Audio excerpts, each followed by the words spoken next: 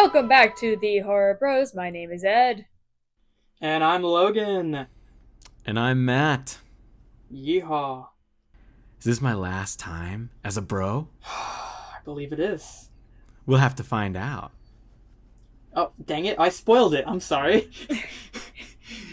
I'm so Oh, sorry. were we saving that for the end? Oh, I don't know. You guys don't know what the format is, right? Format, schmormat. You're still figuring out the format. How many episodes is this? What is this? 7? 8? This is 7. Yeah, this is 7. Yeah. Favorite number 7. Yeah. So, what did we watch this week? What did we watch, you guys? I mean, the person who has talked about this movie incessantly should probably say it, right? No. I don't think I should say it. I think that you guys should say it, and then you should thank me for recommending it. Really? That's Yes, what you think? we can do that. We can do that. Gracious hosts. I mean, come on. It's a good movie. It was a very good movie. I mean, yeah. Yeah, I kind of cooked It was on a deciding, I think. film. I see. I'm coming upon one of those, like, choose your own adventures. Make a found footage joke, or, like, be honest. I was like, yeah, it was pretty good. Or, Why not both? it wasn't Blair Witch Project. Why not both? Well, I'll tell you what. I think that this movie is a feel-good film. It's fun for the whole family. It's a playful romp, I would say. Yeah? On top of the street lamps, just... Wouldn't you say? Girls just want to have fun, you know? Yeah. Yeah. Can we sing that song? We might get copyrighted. That's not important right now. What's important right now is that we have watched Perfect Blue.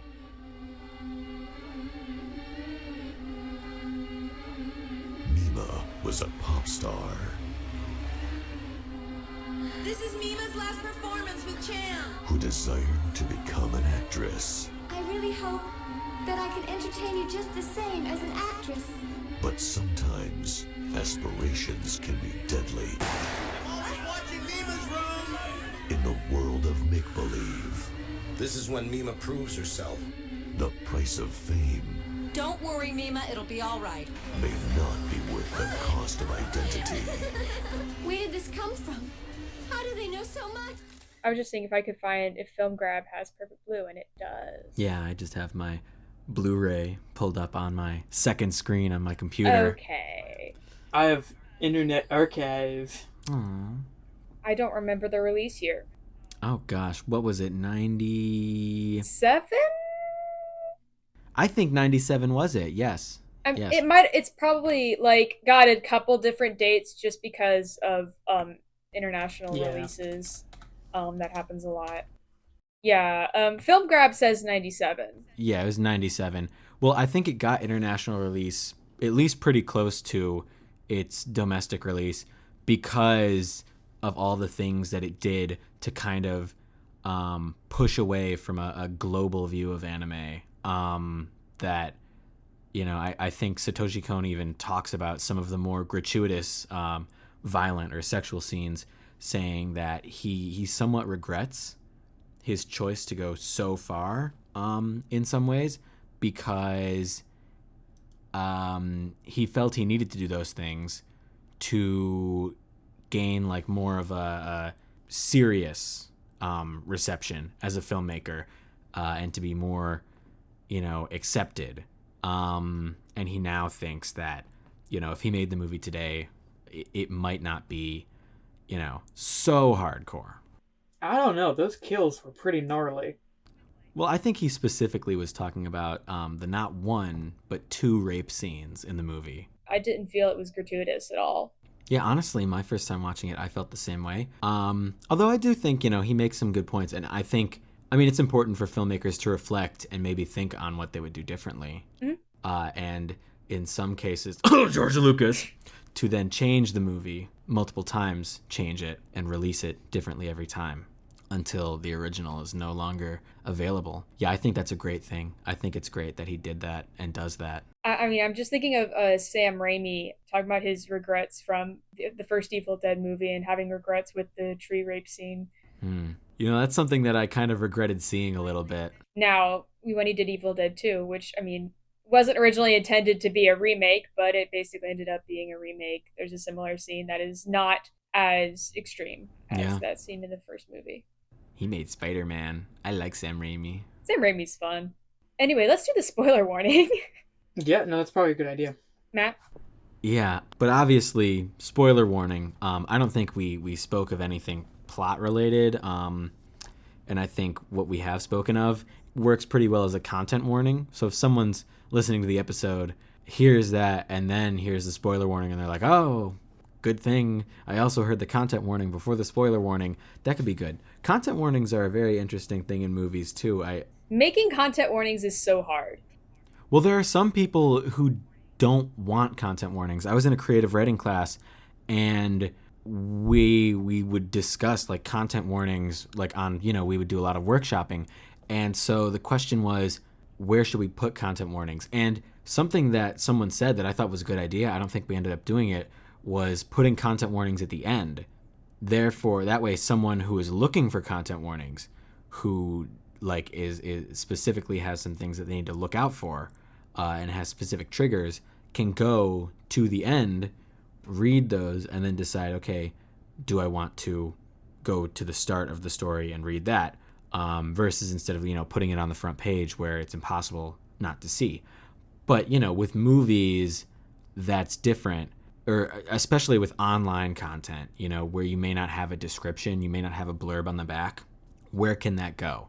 If it's at the end, it's a little too late, right? Yeah. It's worth thinking about. It's stuff. It's crazy.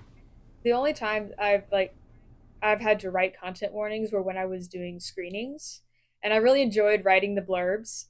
And I think like I was the only person who even wrote out content warnings, but it's so difficult to write them, especially because there's very little that really bothers me in movies. And what does bother me is just so specific, and I have so many exceptions that I'm like, how am I even supposed to describe what does bother me? I don't know. I just try to be like more general. So at least, my idea when I was writing the content warnings was I just want to give someone an idea of what they're getting into, like what they should expect, not specifically, like distressing rape scene or something. Trying to be a little more general of, okay, this is the stuff that this movie's going to be dealing with, like sexual violence. Sort of like an MPAA stance on it, where you sort of write a brief sort of what gave the movie this rating. I think I don't like how the MPAA does it. But like you want that kind of briefness of description, but for content warnings. Yeah, kind of. I have a Blu-ray of Jojo Rabbit. That's a European copy for some reason, and the descriptions that I think it's British because it has the British rating system on it.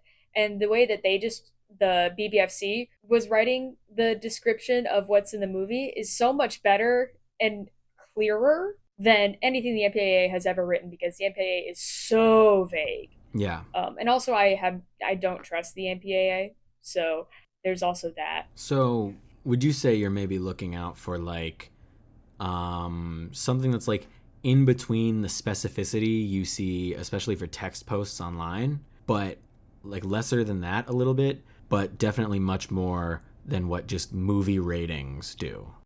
I guess so. That's an oversimplification, I'm sure. Yeah, it's like almost a better way is just talking to a friend who's seen it.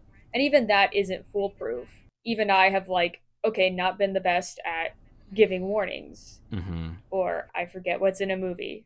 But also talking to a person can often give you a better idea of, hey, what's the tone that the movie handles the content, because so much of it is how is in the tone and how the filmmaking handles the content, not so much the content itself. Right.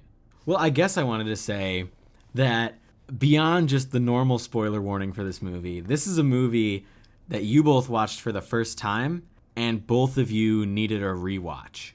Yeah. So one spoiler warning is that we'll be discussing stuff for a movie that does sometimes warrant a second viewing. Sometimes? Only sometimes? Well, some people like to watch a movie and then go to like an explanation thing. Like, I played Elden Ring and I played it again, but I needed an explanation video on YouTube. So like sometimes you may need an explanation thing. So if you're the kind of person who needs to experience it a second time, then this is a warning for you. But if you're the kind of person who wants to hear some discussion on the movie having only seen it once, then great, go right ahead.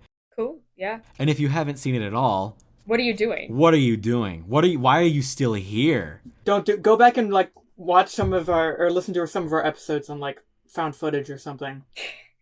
If you're still here and you haven't seen the movie, go away.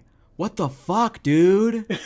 Or they're just here for an very extended content warning. You loser. You fucking four Okay, eyes. okay, Four eyes. wow. Four Oh eyes. my god. Leave our viewers I alone. noticed that both of you are wearing glasses right now. What? You Oh god. Listeners, smell Now- like liver. What? how do you? Liver? I hardly know her. I'm just saying lots of different insults because it may hit close to home for one viewer who does kind of smell like liver or who does wear glasses. You have too many freckles. That's not even offensive. You're Irish. Womp womp. I thought it was the British that you hated. You got to stay consistent, man. No, he's just a hater. No, I hate the British, but it's a common stereotype of racism against the Irish. Well, then you're no better than a Like Brit. I hate the British because I'm a red-blooded American, and I hate the Irish because I'm a bad American. Well, given that my grandmother is Irish, I must now call you just as bad as another Brit. I have a lot to thank the Irish for because Wait. I'm Italian, and if there were not the Irish, Italians would get a lot more deserved hatred. Every stereotype about Italians is true. Trust me. I'll trust. I'll just. I know like 2 Italian people. Mamma Mia. Ed Mamma Mia. Here we go again. Did the song Mamma Mia come out before the musical? I don't fucking Yeah, know. it was an ABBA song. Well, yeah, I know. Right? But like I didn't I know don't if it know was like in ABBA. development and they were like, You know who we should ask? We should ask my Irish grandmother who loves ABBA. well, Which who doesn't love grandmother you ABBA? referring? Maternal or Nan! paternal? It's But I mean, Nan's if- Irish, and she loves ABBA. Why didn't they make it Irish? The song is know called that. Mamma Mia. Why is it Greek? I'm tying the threads of tangents together. I think maybe it's Greek because they all wanted to go on a Mediterranean You know what we vacation. also tie together in this movie? Something. I didn't have a good Let one people there. have fun, Logan. We're having a different No. discussion. We'll come back to the movie. There's nothing wrong with having a 2-hour podcast episode. I think we hit the spoiler warning for crying out loud. We've done it. Yes, we did hit the spoiler warning.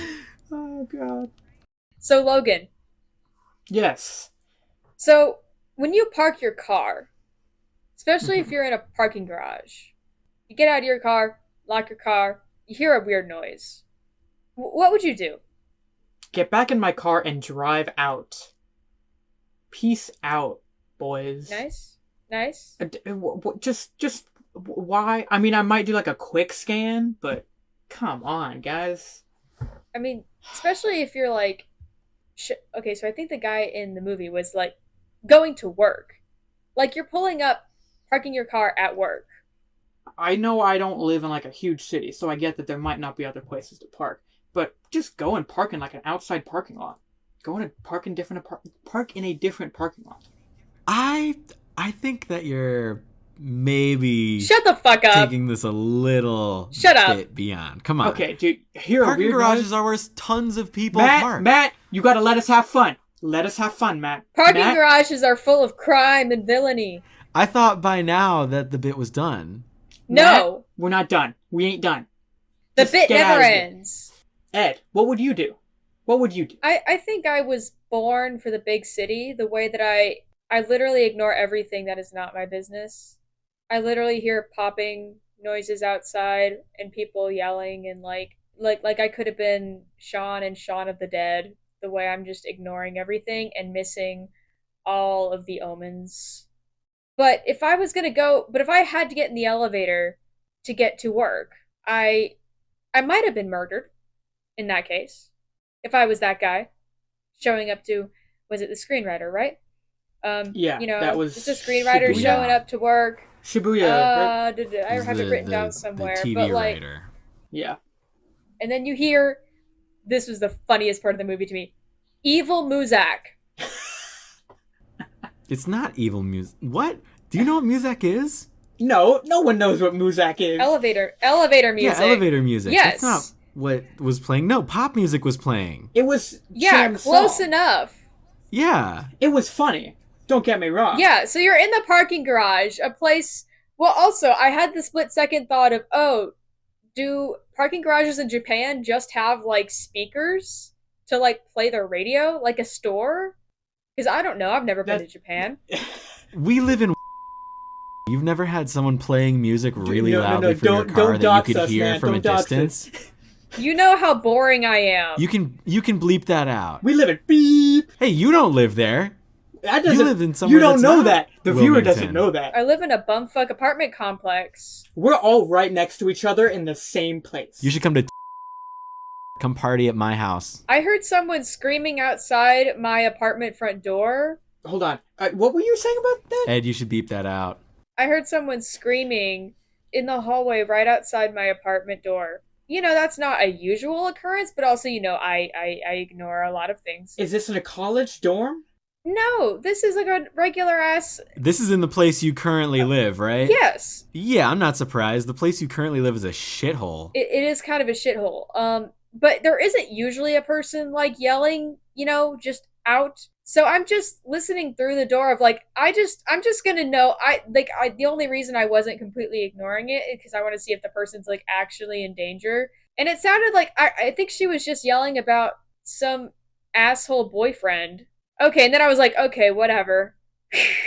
I do not give a shit. I do not give a single shit. Do you have a peephole? That's exactly what I was gonna ask. Do you have a peephole? Yeah. I don't need a 'Cause- peephole. I was just listening to the voice, and she was like, "Oh God, why do you always do this?" And I'm like, "Okay." You're not gonna look through the peephole to see if there's someone like dying outside? You're not gonna go to the peephole and see if there's a crackhead outside. You're not gonna go try and watch a crackhead. You know I don't give a shit. Well, I mean, hold on. You gave enough of a shit that it was a worthwhile story to tell later, but it wasn't. It was wasn't funny. enough for you to go to the peephole to try and watch a crackhead. Crackheads are so funny. It would be more funny if you saw the crackhead. Matt, the joke is that my apartment is a shithole. That's the joke. Okay, but when you were telling that, you told us like a weird story. Like, why aren't you trying to watch the crackhead? What? Because I don't care. I'm not interested in watching a crackhead. You would be happier if you watched the crackhead. Okay, hold on. I'd be happier if I minded my own business. Do we have a second part to this bit, or are we just done with the bit now? No, there's no more to this bit. I thought we had a second. Never mind. All right, well. Well, we were just talking about our favorite scene from So Perfect when I Blue. interrupted you, that really was as far as the bit was going. I did correctly assume where the end of the bit was. Matt extended the bit. Yeah, Matt, come on. No, extending the bit is okay. I extended it. I asked a question. Why But didn't you? Okay, but we were talking about. you don't think? Okay, I'm trying to get the podcast on track. I'm trying to. I wish there was some way we could poll viewers. I don't know. I don't think we have a lot of viewers at. Do we have? I I have no idea. We don't have any viewers because it's a podcast, Matt. But if you could poll your viewers and ask if you heard what you assumed to maybe be a crackhead, even if it turned out to not be a crackhead. No, You said it was just don't a It girl include the seemed didn't have like a boyfriend. crackhead. It seemed like just You a see- really angry lady. But if you hear You hear but if there's screaming. a chance it's a crackhead, you're not gonna go to the peephole and check out what's up with the crackhead. No. I think that if you polled the viewers of the show, more people would say, "I want to see what that crackhead's doing. That's the real question, I guess. I want to see them, doing that little fucking itch they do."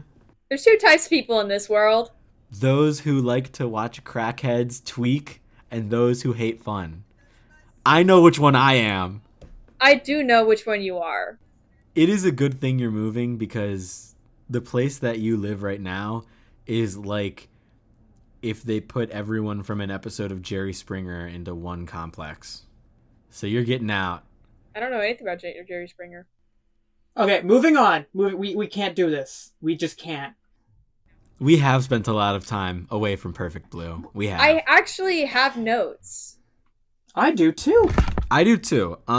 So how are we gonna do this then? I think one thing that we ought to maybe talk about is idol culture in Japan and some other countries also. Yeah. Sort How of. about if you want to go first, then sure. One thing that I think is a lot more popular in America, that a lot more people really recognize, is in some ways K-pop, where the people involved are sort of just as important, if not in some cases more important than the art, you know? And in Japanese idol culture, you have people who are scouted out when they're, fairly young.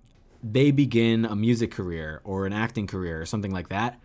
But a big part of it is interviews, media circuit, going around and being down to earth, being sort of recognized by the fans as a person outside of the art. It's very much the opposite, I guess. We talk a lot about nowadays, especially with cancel culture and woke. We have to separate the art from the artist, But like, I'd say it's pretty much the exact opposite of that, where the artist is really the important part. And that's what you see with Mima is, all of her fans are following her. They, like, you see outside the office, they're trying to take pictures of her, the paparazzi. But they're not necessarily paparazzi. They are in, some ways normal people. And this is like after some traumatic stuff is happening, and like they're trying to take pictures with her and she doesn't respond to them, and they go, oh, do they all turn into jerks when they go actor? And like, it's because like as an idol, she's expected to speak to them, expected to sort of be friendly with them. All right, who held up their hand first? I see you guys are raising hands while I was saying that incredibly eloquent but long-worded thing. Yep, I did have 2 points. Number one, she does take like a note from a fan that ends up being about the Mima's Room website, I think. So, yeah. to prove your point about connection, I kind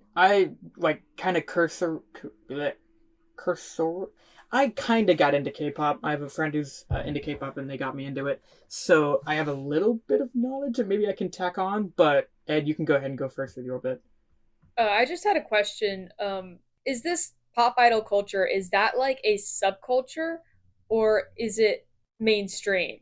It's pretty mainstream. Okay, because I was wondering, is she one of those people who's like really famous, but only within like a certain small group of people? Like how, I don't know, film fans, like, we would recognize someone like David Lynch and freak out, but someone on the street probably is not going to freak out over David Lynch.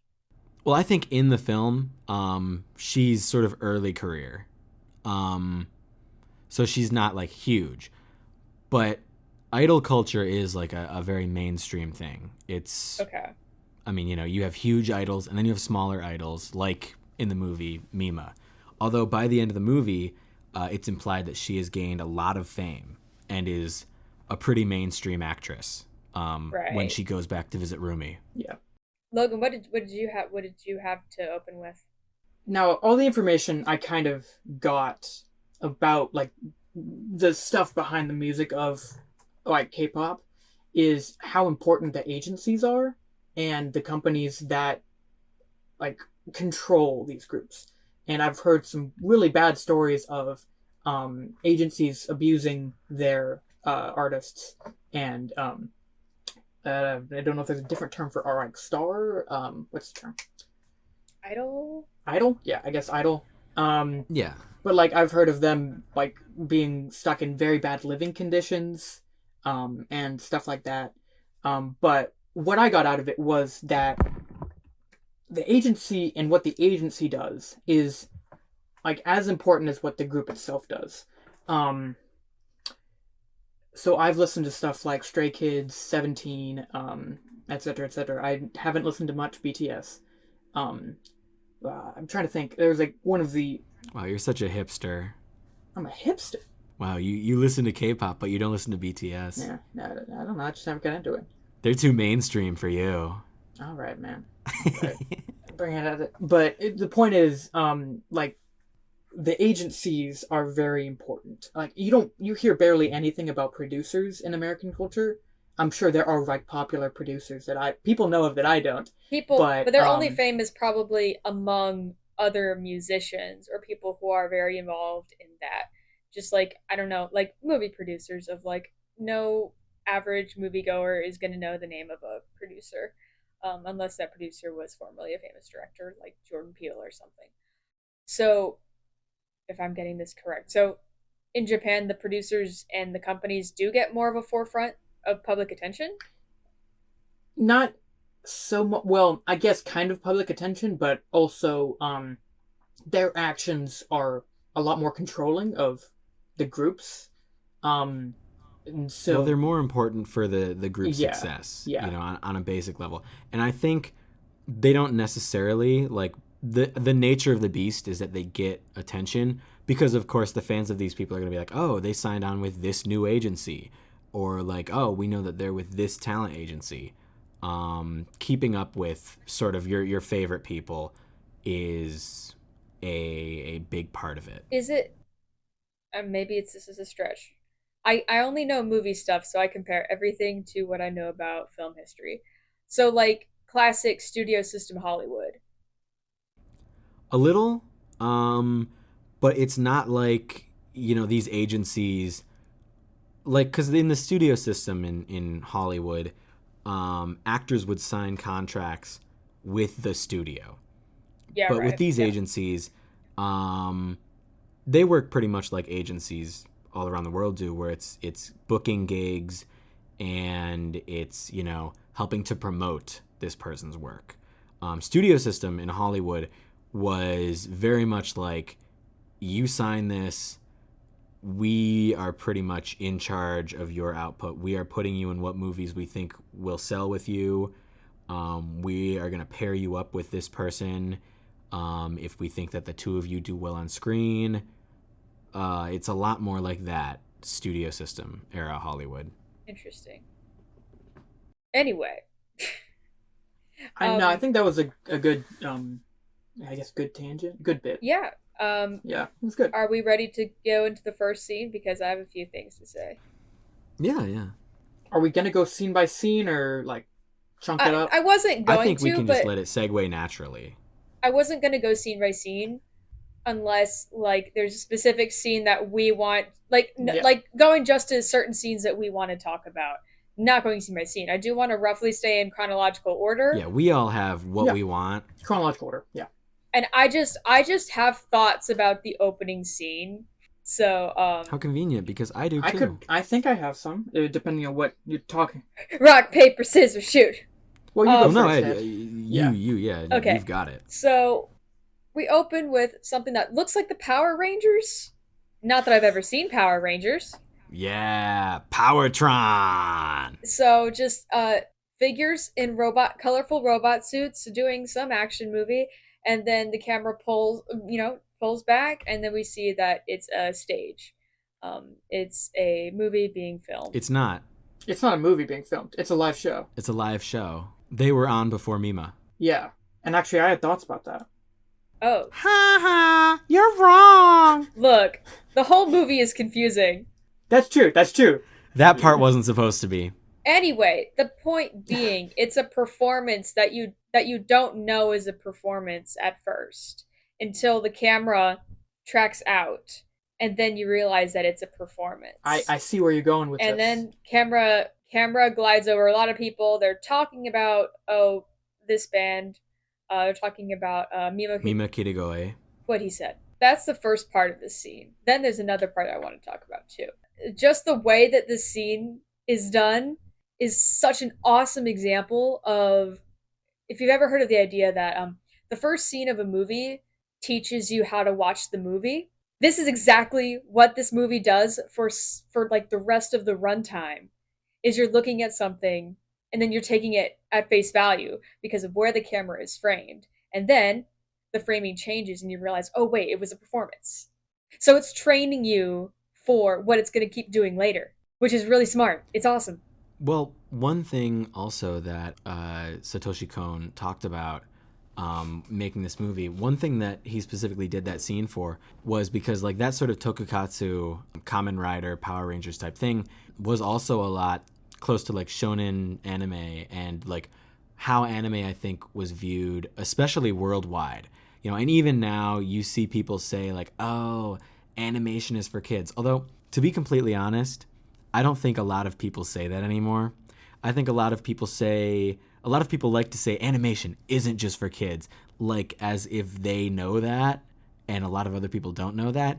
But so many people say that nowadays that I think the general consensus has sort of shifted away from animation is for kids. But like one of the things that Satoshi Kon was talking about, or was trying to do with that scene really, is he wanted to sort of set up an expectation, but more so by pulling away from that, because especially he was trying to get more recognition as a filmmaker and even globally more recognition. He wanted to show a stark difference and set the tone for the movie after showing specifically what this is not in some ways. Which also sets your expectations for the rest of this movie. Mm-hmm. I was gonna say, like, the people who are talking, you get like a group of guys that come back a couple of times during the story, and I think they were the ones that are saying like, "Oh, this is a nothing show," and the fact that Cham is following this nothing show kind of gives you an indication of they're not at a high level either. They're not they're on their way up if they're just not super popular. Yeah, for sure. Helps you, Yeah. I don't know, set the stage. Like, it's a small stage. Not all the seats are filled. It's a like afternoon show. You have volunteer security guards, I think, or part-time security I guards? wasn't clear on that. Yeah, but more than that, also, what this show is, it's kind of implied that this is a nothing show on top of, like, even if they are a smaller band, like, this show is really not important. And so that gives them a reason to talk about, there's no way she's quitting today. Like, and that, before she can say anything, shows you, one, that they are her followers, they're her fans, and two, introduces this plot point of, is she leaving Pop? Before you really even get a great look at Mima. And then it leads into some pretty special attention because it's cutting in between her performance and her at like the grocery store and stuff. And so it shows special attention in that beginning to the on and off stage version of her. I have thoughts. The distinctions between the scenes are so fuzzy. We start cutting between 3 different scenes at once. Like, this is not even a single scene. It's like 3 scenes happening at the same time, juxtaposed. Juxtaposition is, one of my favorite things that, an artist can do. So what you're seeing is, one, the Cham concert, which is Mima and her 2 other band members doing their performance. And then there is Mima on her way home, going by the grocery store, having her like mundane life. And then third, there's a meeting between Rumi and an agent talking about Mima going into acting.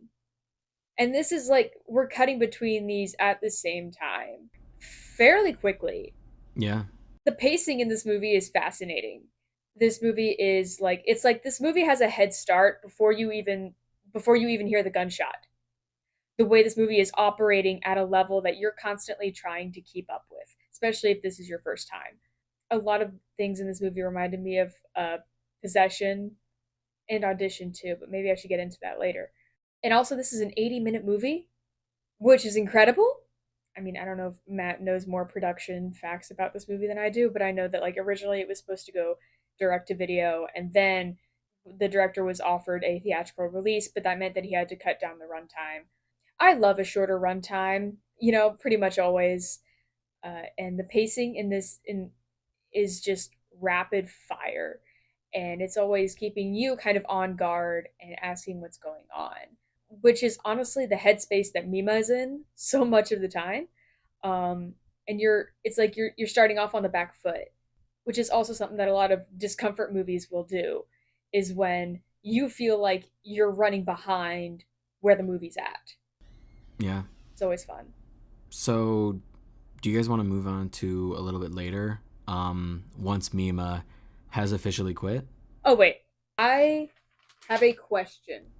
Ooh. I like questions. I like answering questions. Okay, because you might know.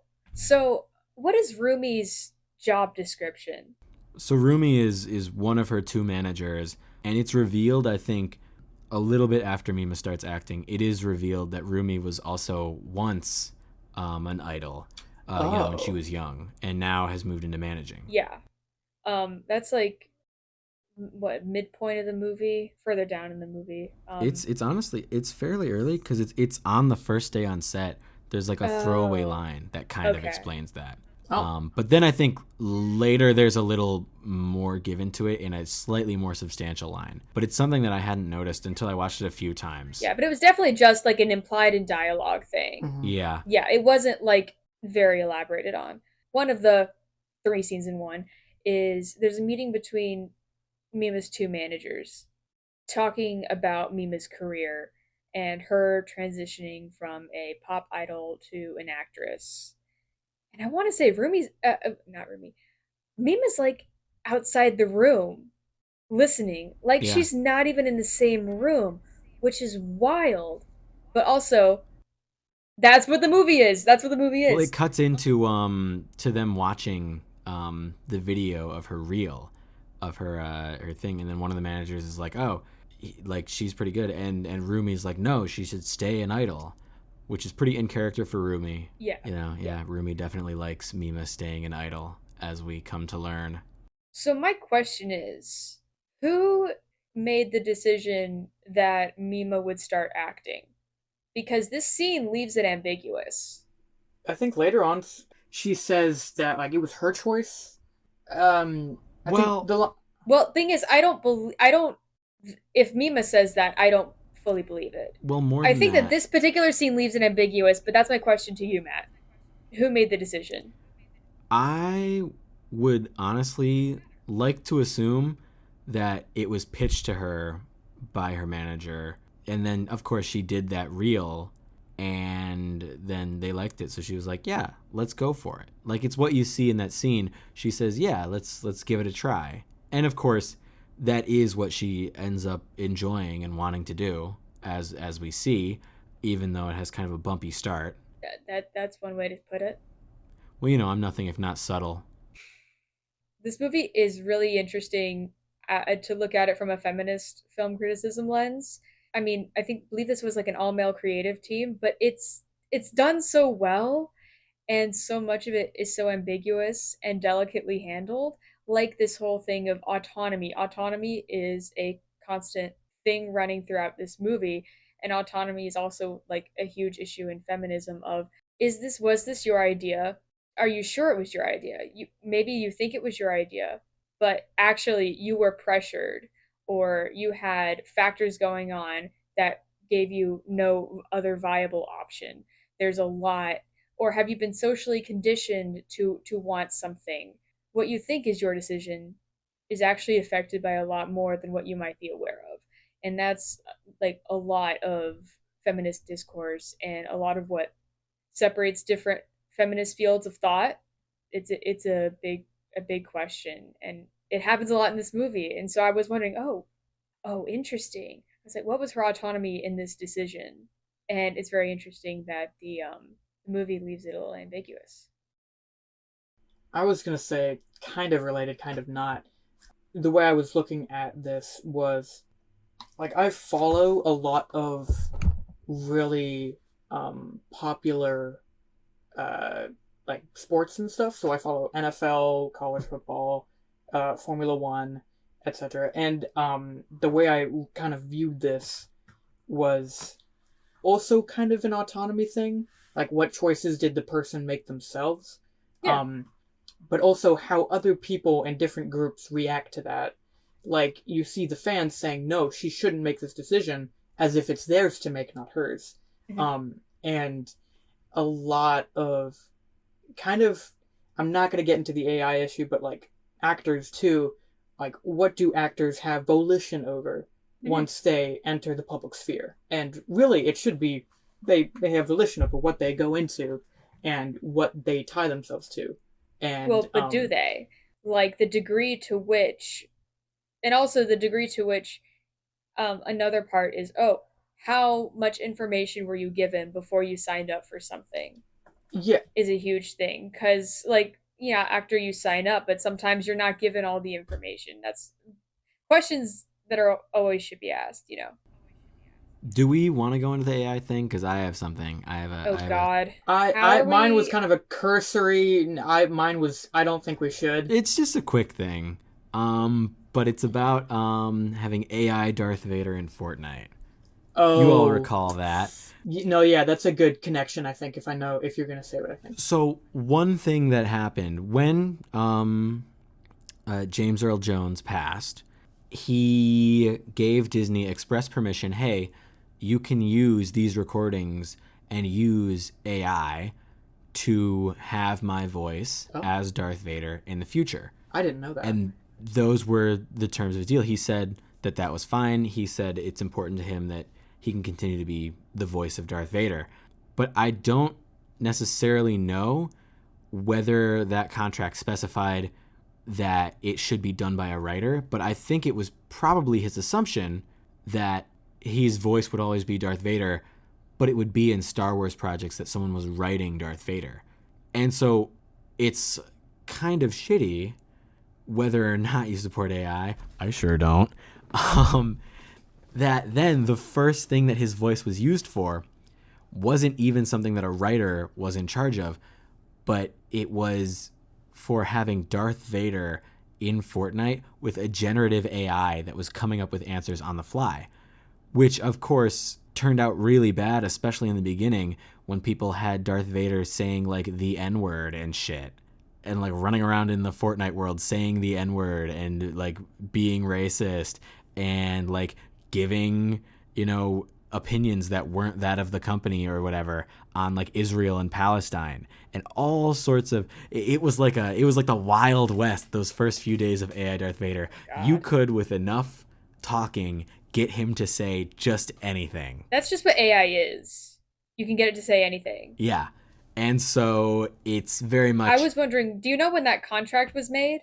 It was a while back. It was like a few years even before. Like just out of curiosity, because I have no idea when he died. It was years before the AI thing came out too. So like it was at the point when like AI was mostly scary. Well, at the time he made it, AI was mostly scary for people because you can mimic a voice, and the generative potential hadn't necessarily been as explored as it is now.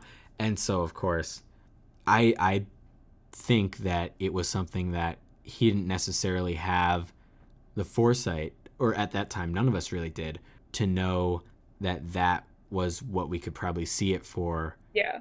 Outside of just actors being, brought back to life. Like apparently Paul Walker is going to be in the new Fast and the Furious movie. Who? Which is crazy because we're at like 10 or 11 and he died right before the 7th one came out. One of the main actors in Fast and the Furious died. I got that much. And he was written out of the movies, right? I've seen like just the first one. Yeah, the end of 7. I've only seen like 2 and 7 of those movies. Yeah. 2 and 7 are wildly different films. We don't have to talk about the creep that franchise made to what it is now. But like at the end of 7, they have a very touching moment where he drives away, and it's very clear, especially metacontextually, that like Paul Walker has passed away, and this moment where he and Vin Diesel are driving together next to each other and they both go different ways on this fork in the road and they give this look to each other, like, you as a fan, or even me having not seen many of the movies, I was like, wow, this is really sad. Like, they're very sad that they won't see him again. And now he's back. Apparently he's going to be in the next one. They're going to have AI Paul Walker. That tracks for a Hollywood franchise movie that they would do that. But anyways, to bring it back to Perfect Blue. Anyway, where were we? One of the questions, not only is it a question of an actor's autonomy, but also an actor's, even when given the ability to choose something, if they are not, fully understanding of what this undertaking may be for them, or if they are not like fully cognizant of what is expected of them, then it's still manipulative. Even if it is fair, even if they have the choice, there's manipulation going on. It's the whole fine print thing. Yeah. of, oh, you should have read the fine print when they made it hard to read. And I mean, I'm sure we're going to get to the Even if it wasn't made hard to read, if you are signing on to something and you just don't know, like we can talk a lot about, you know, there's lots of bad stuff in the industry, and it's like it's a very predatory industry. But at the same time, even if you do have managers who aren't very predatory, like I would say, except for, you know, Rumi in the end trying to kill her and having, you know, a dissociative identity, Rumi, when she is her Rumi persona instead of her true Mima persona, is looking out for Mima. And oh, I can't remember his name. Her other manager. I have it written down somewhere. Yeah. Tadakoro? Tadakoro, yeah. Yeah. Yeah. Yeah. Well, even though he's getting her these deals in these things that end up, you know, being very, you know, tough on her, you can see him noticing that and recognizing when he's done wrong. Like when he drives her Does he, home, though? he wants to say something, but he doesn't know what to say in that scene. And so instead he's like, come on, let me buy you dinner. But like you can see a huge moment of hesitation on his face. And so you get the idea that like, even though one of her managers is trying to kill her, it is so fucked up that she is still pretty lucky. I thought Tadakoro never noticed anything. I didn't get the idea that he knew he was putting her in a bad situation. Well, definitely during the club scene, you can tell, Yeah. especially when Rumi's sitting next to him, that he's like, Yeah, like he's uncomfortable. like he can tell. And I think when Rumi ends up like walking Yeah, off, and when he drives her home after that, But like when they're in the car and he's like, "Oh, they take out dinner or something," it did not seem appropriate exactly. well, It- you it- can see he wants to say something else, and instead he says, nothing. You did good, kid. And it's very much like he also is constrained by the bonds of the industry. Maybe that's just a tone thing of maybe that's a tone thing. Now also, so the first time I watched this with the Japanese audio English subtitles. And when I rewatched it, the one version I could find was the English dub. So there were probably a different tone of voice was being used. And if I was just reading the English subtitles, I probably projected a certain tone onto it. So that could be part of the different interpretations. You didn't understand the tone indicators. quick clarification. Yeah. Tadakoro dies at the end with he's the one whose dead body is next to Mimania, right? Yes. Yeah. Rumi kills him. He's Rumi the one kills gets both him killed and by the Mimania, pizza guy, right? Yes, at the very end. No. No, that was the guy who took her picture. Oh, that's what that guy was? I This wasn't feels Yeah, so sure weird who now he that I was. am a That pizza was the delivery pizza driver. kill. That's kind of funny now. I don't carry a screwdriver. I thought it was an ice pick, but You should start. It's dangerous out here. These Look, I'm streets not ain't going safe. in Carry a anybody's screwdriver. house. I'm not crossing a door, okay, best? Like, no, never. okay. But I was going to say, I think like the last time we see Tadakoro alive is like they're outside in the car or with the car, he and Rumi, and they're waiting on Mima, and he says, "Oh, I'm gonna go to the office." That bit. He does seem kind of flippant in that last scene. Like he was like, Well, that's "Oh, because also in that scene, the show has wrapped, yeah, and she has a guaranteed new like role that's a starring role in a dramatic production. oh, okay." So No, yeah. this is sort of his like moment. At least to me, I read like he was really unsure. Especially like after the club scene, you can see it when he hesitates before he talks to her. I think that's what that is. And so that's a moment where he's like, oh my God, I'm so glad this worked out all right. But of course, even though he was, you know, a little bit less protective of Mima and he was pushing her to do these harder things and these things that she kept saying she could do, but we see that she's not very into. when things work out, he's really relieved because he was probably also very not sure of it. And of course, when things are about to be very good in that area, that's when Rumi can no longer take it, because this pretty much solidifies that Mima is no longer a pop idol. Okay. And so that's how I sort of read that series of events leading into each other. Okay. Yeah, I mean, Trust you on that because Yeah. you've seen this way more times than I have. Well, again, it's tough because this is something that I struggle with personally. Like, it is impossible to know what someone is thinking. Yeah. They can tell you straight up what they are thinking and you won't know. Mm-hmm. This is in real life, in movies. It is just 100% impossible. One of the reasons that I'm a filmmaker is because I've always worried that I sometimes don't communicate well enough. And so each of my films is trying to communicate something, because communication is difficult and understanding is very difficult. My reading is probably as valid as yours, especially if you've seen it in, because maybe the tone of the English does change the meaning of the film. I had one of my mentors tell me that all art is an attempt at communication. Yeah, that mentor is right as fuck. Yeah. I have a topic that I want to talk about for Perfect Blue, but if we want to move on to another scene. I have notes. I have like We've hit the point where it's kind of topics more than scenes. a couple know. of floating ideas. Let's hear it. It's a floater. It's not something that's like specifically acknowledged in the film or even specifically in this scene, but thing I always look for in horror, stakes are very important to like any screenwriting. And in horror, you're putting a person in a wacko dangerous situation. And you're asking, why is this person in that situation? And of course, reasons, first of all, like, why would they have gone there? But secondly, why would they have stayed there? So, a huge thing is isolation, is a huge thing in horror that makes it very easy. It makes it much harder for you to run away from whatever's chasing you, literally or figuratively. Okay, so like The Thing, probably like one of my favorite horror movies ever because it's fucking awesome.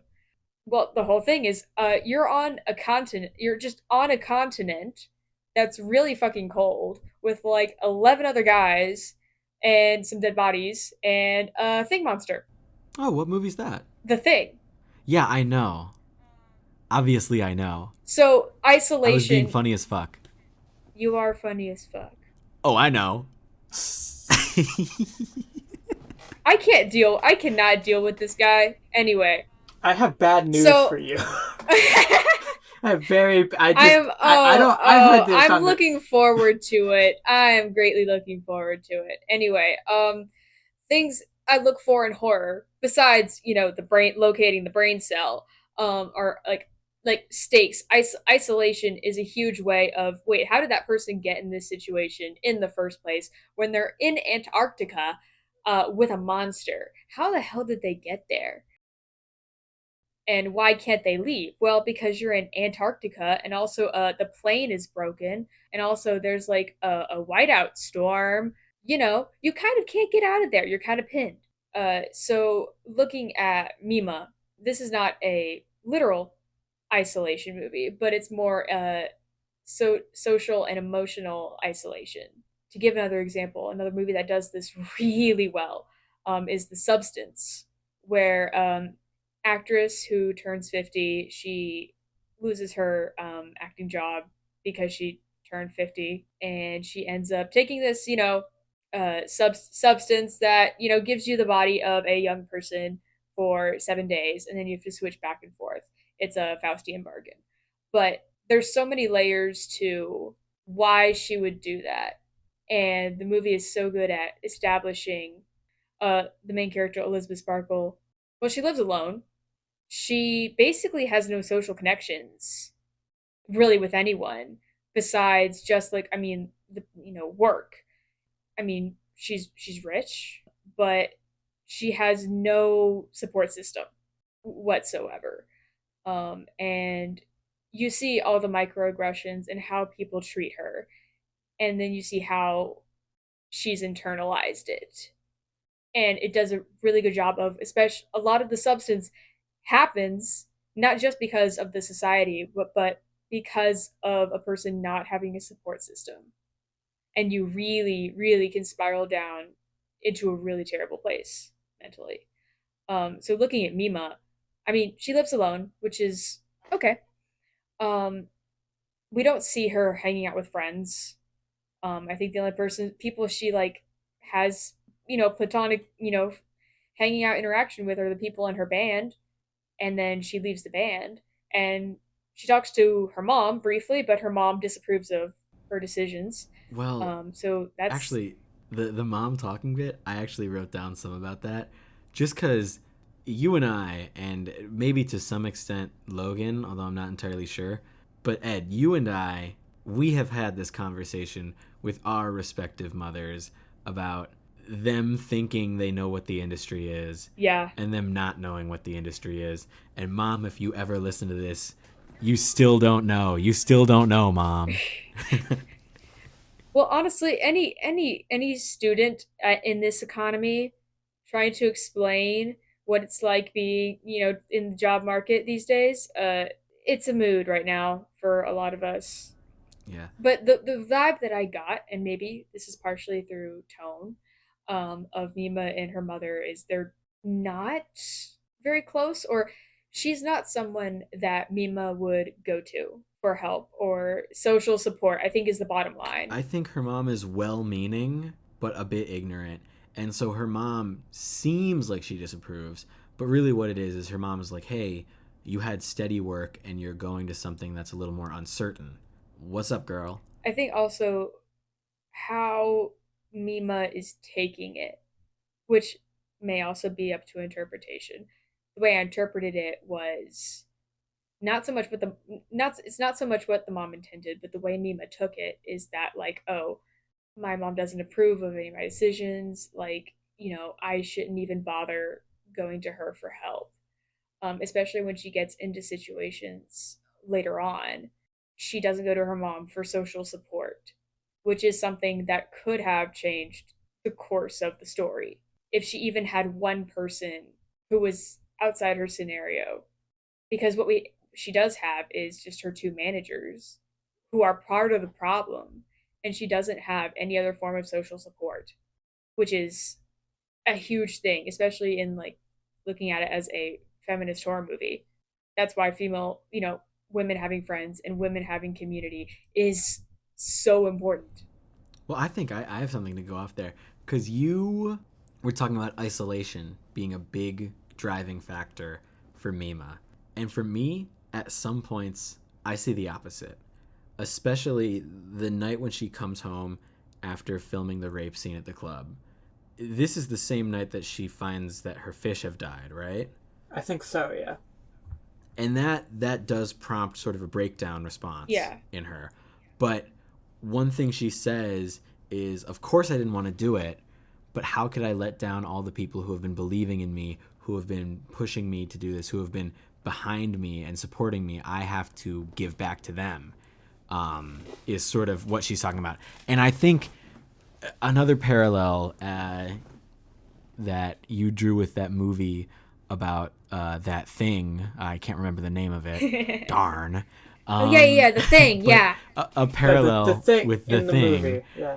is that a big part of the thing also is they can't go to the mainland and leave because they are honor bound. They are duty bound to not go to the mainland until the thing is destroyed, because it could be any one of them, so it could go back. Or it's so microscopic, it could come with them on their clothes.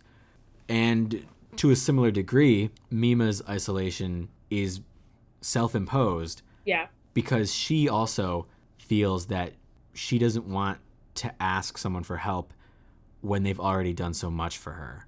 I remember recently, a month or so back, I was really, really broke. And I had a friend who was helping me out in a lot of ways. I mean, really just by being my friend. But like, you know, sometimes that person would like they bought me Swedish fish once at like 4 a.m. and that like really meant a lot to me. And like to that end, I sometimes worry that like I shouldn't go to that person for help unless I really, really, really need it, because that person has already done so much for me. So, you know, in that way, I can really understand sort of her struggle there. It's a self-imposed isolation, Yeah. because I'm sure that, you know, a person who would totally help, but you just feel guilty Yeah. about asking. Well, I don't want to be a burden. So fucking real. In Mima's situation, I think she absolutely feels duty bound, but also she doesn't see that. I don't think these people are helping her in the way, entirely in the way that she thinks they are, because she doesn't have a normal social support system, that she feels so obligated to these people more than she should, to the point where she ends up harming her own mental health.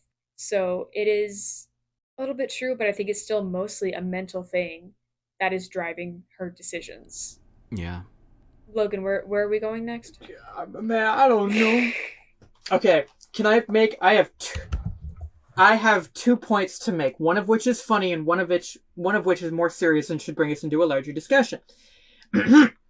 So, number one, this is freaking Phantom of the Opera. All right. No, it's not. This is like deformed man obsesses over beautiful pop star. Oh yeah. Or like musical star who also does acting. Actually, it was kind of a musical. It's kind of a mix. And like believes that he owns her decisions. And I was like, yeah, but this isn't that. He's drawing parallels. I know it's an entirely different movie and it's got entirely different themes. Like maybe on a visual level. Okay, but like, come on. Me Mania is not in control at all. I mean, no, I know he's not like the major villain, but deformed man, pop, you know, female, you know, celebrity. I'm so sorry, beautiful women. Beautiful women don't get a break in any horror movie. It's so sad. That's why it was a funny bit instead of a serious bit. It's not really a serious comparison. Okay, I don't think I would call the Phantom an incel. No. The way that I would call Me Mania an incel, though. Well, yeah. I think Me Mania is an incel. I think the Phantom... I haven't seen it in a while, so I don't know what exactly led the Phantom to become the fucked up little freak that he is. But Me Mania has incel rage. Yeah. Which I don't quite think the Phantom has. All right. I was onto the serious bit. I was gonna say that You don't think incel rage is serious? We'll get to it. Let's put a pin in it. I don't want to come back to incel rage. We can leave it here. We can bury it. Maybe we'll come back to it. I'm so sorry, listeners, you don't get Logan's facial commentary. All right, please keep going, Logan. I can't do this no more. I was going to say, I watched this movie at like 9 a.m. in the morning the first time I watched it. Bro, that's... Because I was going to work that afternoon. Yeah, I know. You were live messaging us. Well, yeah, but like I'm telling the listeners, because I don't message them personally. No, yeah, and I'm telling them that you were live messaging us. You went beast I was live mode. messaging y'all at 10 a.m. like, dude. Logan always gives live messaging when he watches a movie. Yep. That's totally cool. But Logan watching Perfect Blue at 9 a.m. was fucking... That's a move. I'm hardcore, man. I'm trying to remember where I was That's when you were ballsy. doing that. I may have been like getting that like while I was like on a set or something, or maybe I was doing something while you were messaging, so I had to read all the messages after the fact. And that was a real trip. Anyway, I was at work, all right? So I'm like cleaning and stuff, and I was like, oh, I had a connection. All right, so you can identify kind of 3 antagonists in this story, and I was like, okay, I can actually kind of tie this in to the specific problems that Mima is facing at these moments. So the real Mima being Rumi's alter ego and kind of parallels with Mima's mental strain and the toll that it's taking on her, and you know how that's affecting her reality. Rumi being her friend and her manager, is kind of parallels the concept of betrayal from those who are supposed to help her and protect her. And then Me Mania kind of reflects all these fans who believe that they own like her image and her decisions, and can say, no, I don't want you to do acting, I want you to do singing, go back to that. Um, so it kind of parallels, they all kind of um, uh, personify an issue that she's facing and that idols face Yeah. kind of in general, I think. Having like levels of villainy and levels of villains is a great way to is a really great way to like add nuance to the theme of whatever you're writing in a screenplay. Yeah. Yeah. What's up next, Logan? Well, Well, wait. that note Do we was want to like, talk about the villains, honestly, like one by one? Because honestly, Oh, I okay. do want to talk more Okay. about Me Mania. Maybe we will come back to his incel oh rage. god. But more, I think I don't know if I would call what he has incel rage, really. Like, it's fun to, like, joke. I'm that. not sure what incel rage is, and I don't know I if think I it's just wanna incel know. syndrome. Yeah, I'm not entirely. I think it's just like, I think incels just hate women because they never see them. But like, I think that, well, it's the kind of thing you see with lots of extremists of any kind, really, that you see with Me Mania, Isolation? is that he is a victim in some sense because he is manipulated. Like, if he had been uncontacted by the real Mima, Rumi, that is, in her real Mima persona, if he had never begun reading Mima's room, then he probably would have still continued to be a sort of passive fan. He didn't. I don't think he has the same like way that he talks about Mima in the background as you see her other fans do.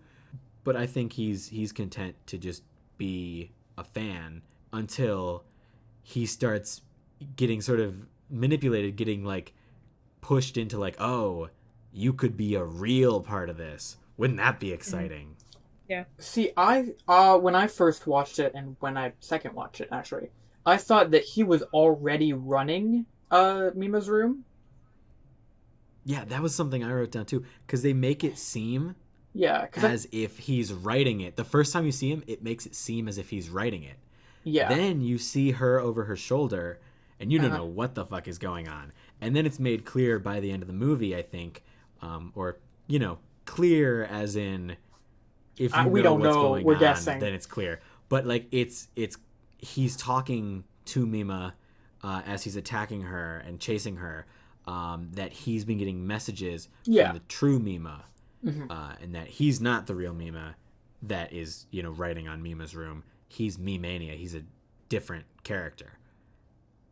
And that, I think, is really interesting how that's done. Because it's not super clear, because already the film has done so much to paint him as this big bad, as this constant presence, that you can't really, the first time you're watching it, detach him from the idea of control. But he is as much a pawn as anyone, I'd say. There's so many levels of control and pawnery, Goonery? manipulation. There's so many subtle levels of manipulation in this movie. It makes it very dense, which is awesome. See, and I don't think it's so much subtle. No, well, there's different. There's some bits that are more subtle and some that are less. There's just a lot of levels and layers going on. Yeah. I think it's more cryptic than subtle. Because subtle is like, oh, like a real eagle-eyed viewer will pick up on this. But it's not that. It's intentionally withheld. I was just thinking of the theme and the plot and just the story of the movie. There's just so much going on. Watch it 3 more times. Then you'll understand it as deeply as I do. I mean, look, when I watched it the second time, I felt like pretty much all the puzzle pieces, most of the puzzle pieces came together. I think I told Logan. A lot of Perfect Blue reminds me of Possession, which I will try to keep that rant till later. Um, but the big difference between Perfect Blue and Possession is Perfect Blue, when you watch it the second time, the pieces come together. Maybe not all of them, but maybe like 8 out of 10. Things start to make sense and you can connect the dots. Like, oh, X leads to Y. It's starting to make it's all coming together. Possession, when you watch it the second time, you don't understand it any better than you did the first time, because that's not what that movie is. Okay, I still haven't seen Possession yet, but I have seen one scene from that movie, and I want to slam my head against a wall when I think of it. I bet I'll watch Possession twice, and I will get it the second time.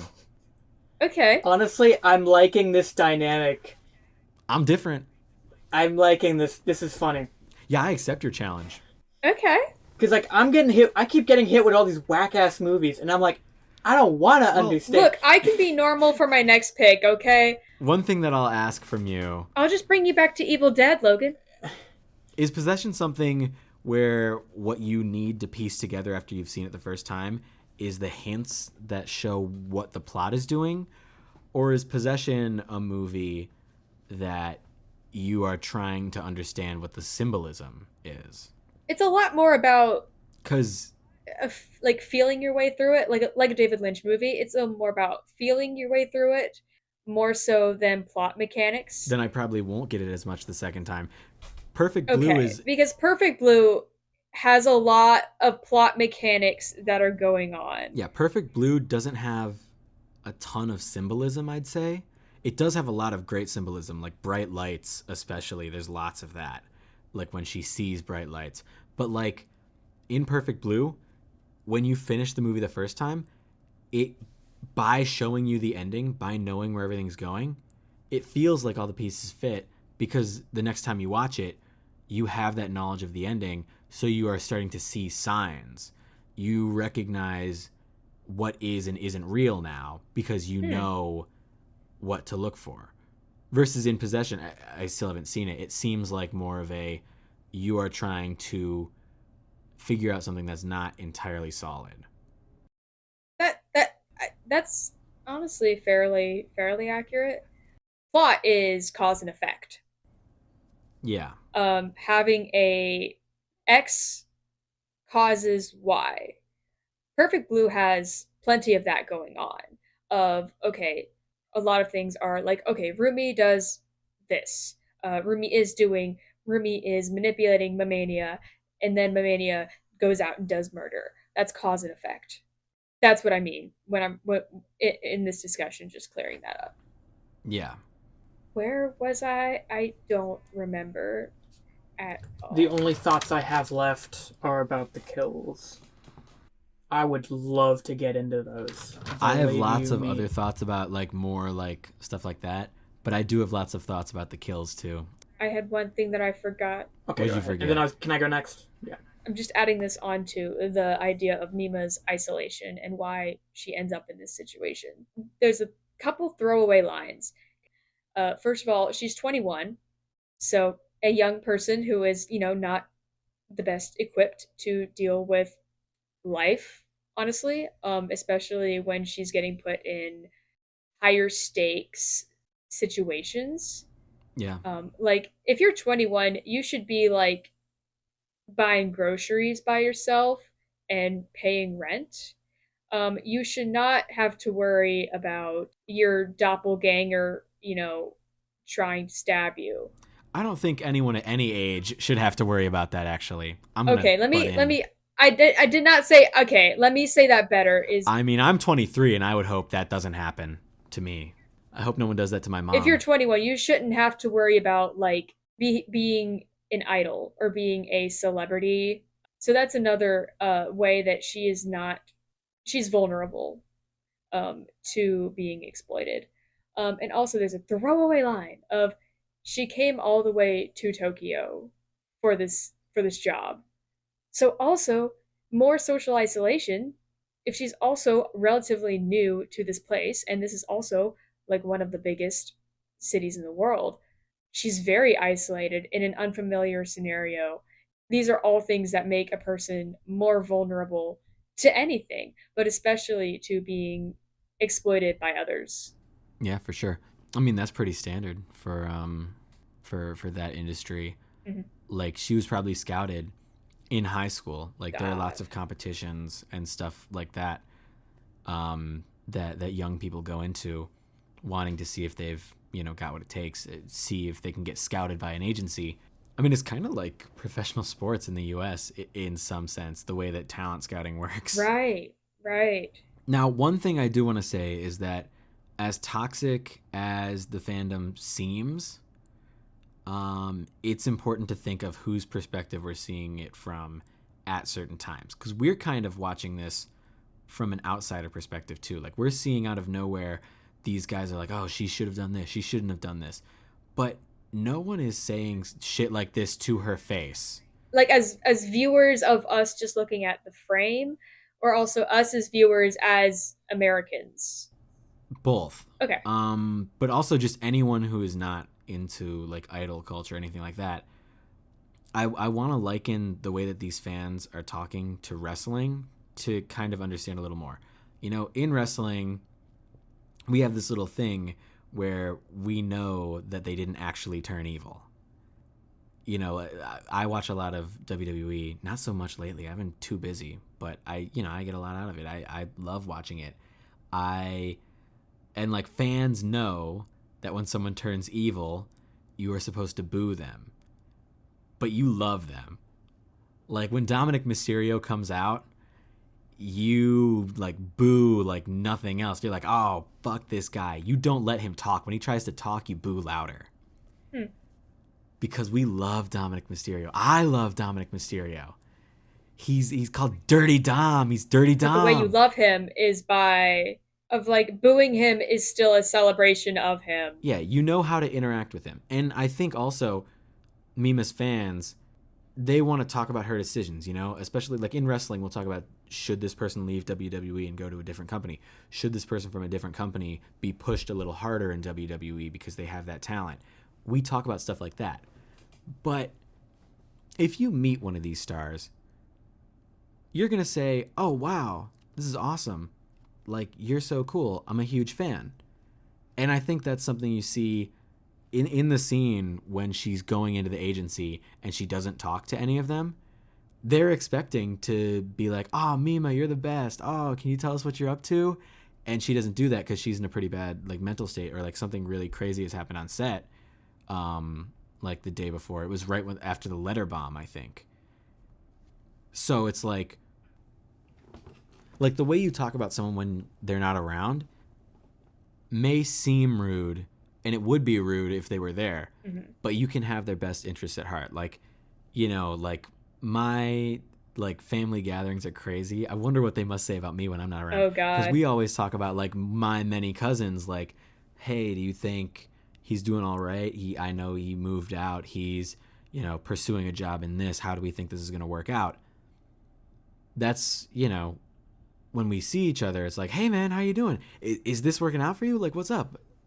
So like speculating about someone is not necessarily the same as wanting to control their life, I will say. Interesting. Because within the context of the movie, it feels a lot more sinister. Yeah. And especially in the situation in this movie, it is more sinister because we don't know who to trust. And so we don't know who really cares about Mima. But, I mean, I think that the way this culture is built, it is in a way that, like, you know, it's, I don't want to say totally squeaky clean safe, because no entertainment industry is. But it's not necessarily predatory from the fan side, except for, of course, the parasocial relationship that Mimania has when he's manipulated or when he begins to believe that he should have that. But he is an exception from the norm. Right. You can see that the other fans even reject him. Yeah, because the fans are really not one of the villains. Yeah, they're kind of like a little. It's just like, Mimania is in a specific situation where tied into another one of the villains. The fact that the fans themselves, just the crowd of men, like are not one of the villains of the movie. They're sort of like in an old Greek play, there would be a chorus, you know? They're the Greek chorus. So like we cut back to those guys whenever we need someone to be like, hey, what the fuck's going on over there? Like, it's pretty much just like, what are these jokers talking about? What the fuck? He's like the Shakespeare character who's going to be like, oh, get a load of this guy. Get a load of this guy. Yeah. But I was also, I mean, okay, back to your serious point of I'm not gonna completely dismiss the fan behavior of the way you talk about someone, what directly versus in general, because No, yeah. it in the context of celebrities, especially female celebrities, the way people talk about them is kind of a shitbag. Taking it Oh as yeah. a Well, whole, especially it's like questioning a woman's decisions, especially when you know nothing about her. Like that's an asshole thing to do to any person.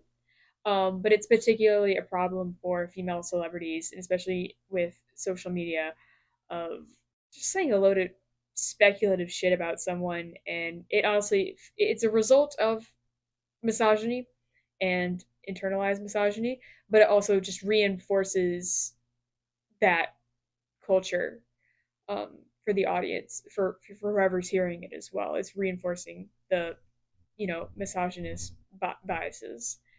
So I wouldn't totally pass it off, but also like yeah. those everyday fans are not the villains of the movie.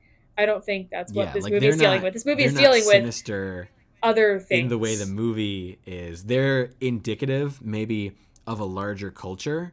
And I think that's They're good something at that you that, see yeah. in the movie. Like you are supposed to be kind of like, wow, these guys are kind of like Yeah. weirdly frank about this stuff. Like we see her actual life and it's really not like this.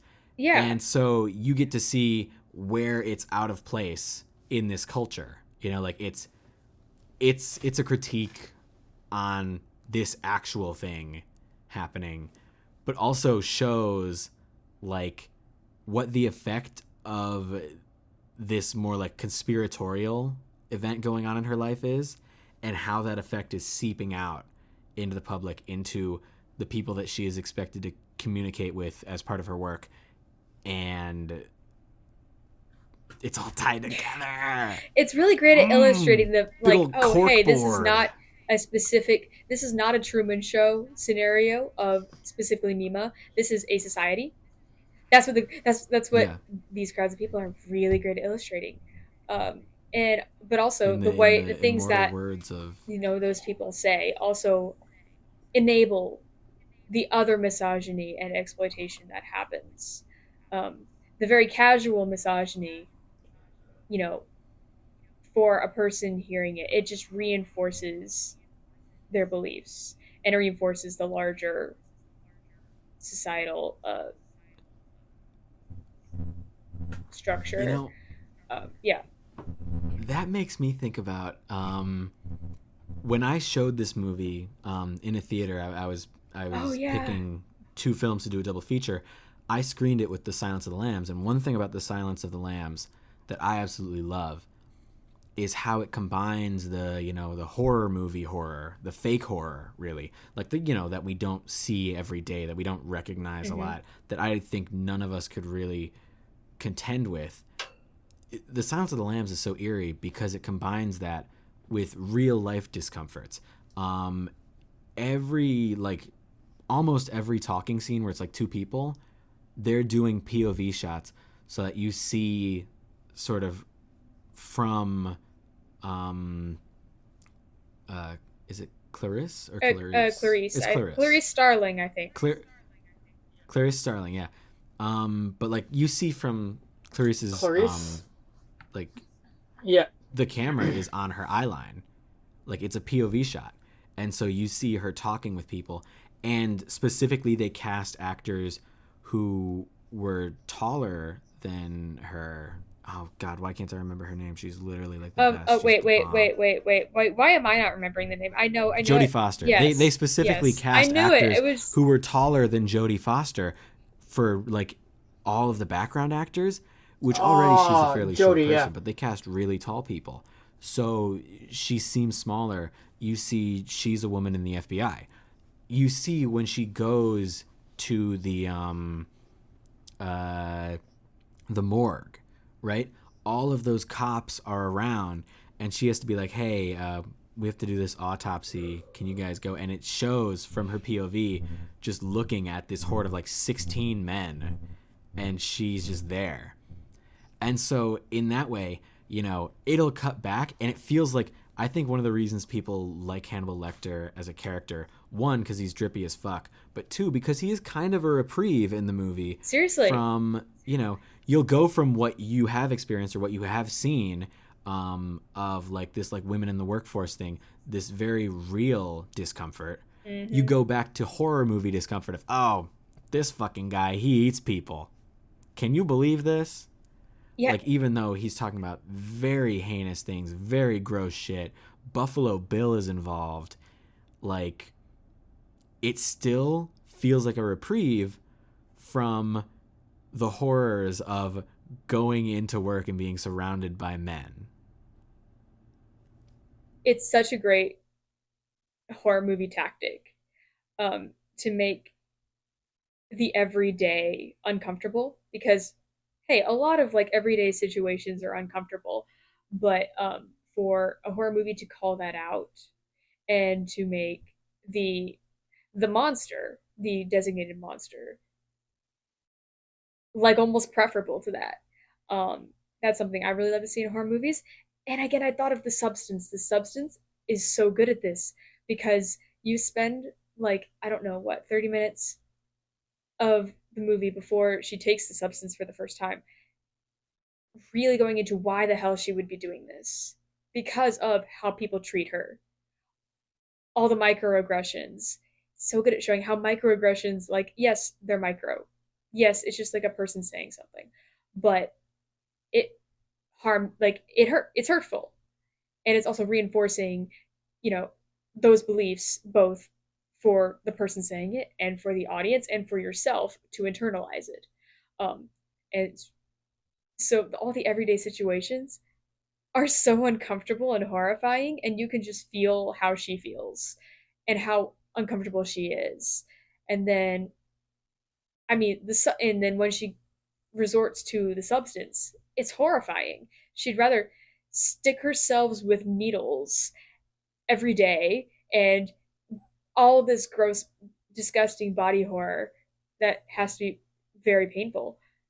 But it's almost like, oh, you completely understand why she's doing that. She's doing it just for, for the high of, oh, I'm young and beautiful and all the men love me, instead of hating me and treating me like shit. They can treat me like I'm hot shit and getting addicted to that. Because she really has nothing else to go to. We got to move on to something, Logan. I'm sorry. I feel so bad, Logan. We're talking so much.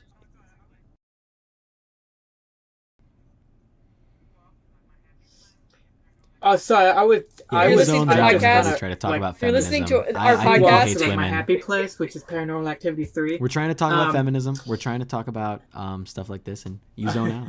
And I guess that shows more of who you are than who we are. Yeah. Well, anyway, Logan, I didn't even hear what he said. Was that an... I'm sorry, dude. He does that a lot. I'm sorry. No, you should thank me. I don't know. I think he was really insulting me. Get him. He was insulting me. No. I said this... No, I said in my first review of this movie that I think this movie is better considered as just a movie rather than a horror movie. Yeah. And that's just totally not my realm of expertise. Suspense thriller at best. It's, much like The Silence of the Lambs. Yeah. It's not like, there's a monster. Like, it's investigative. It's questioning things much more than it's scaring you. But lots of people would consider this a horror movie. I remember I read somewhere someone was talking about how like horror comedies are still horror movies, and like you see like shitty horror comedies are not actually trying to do horror stuff, but like they don't necessarily have to because they're doing something else. Like horror is a genre that kind of applies to a lot of other things. So like this movie has lots of serial killer stuff, and serial killer horror is like a subgenre. So people consider this a horror movie because like it's got all that serial killer stuff going on. And it's got, home invasion stuff.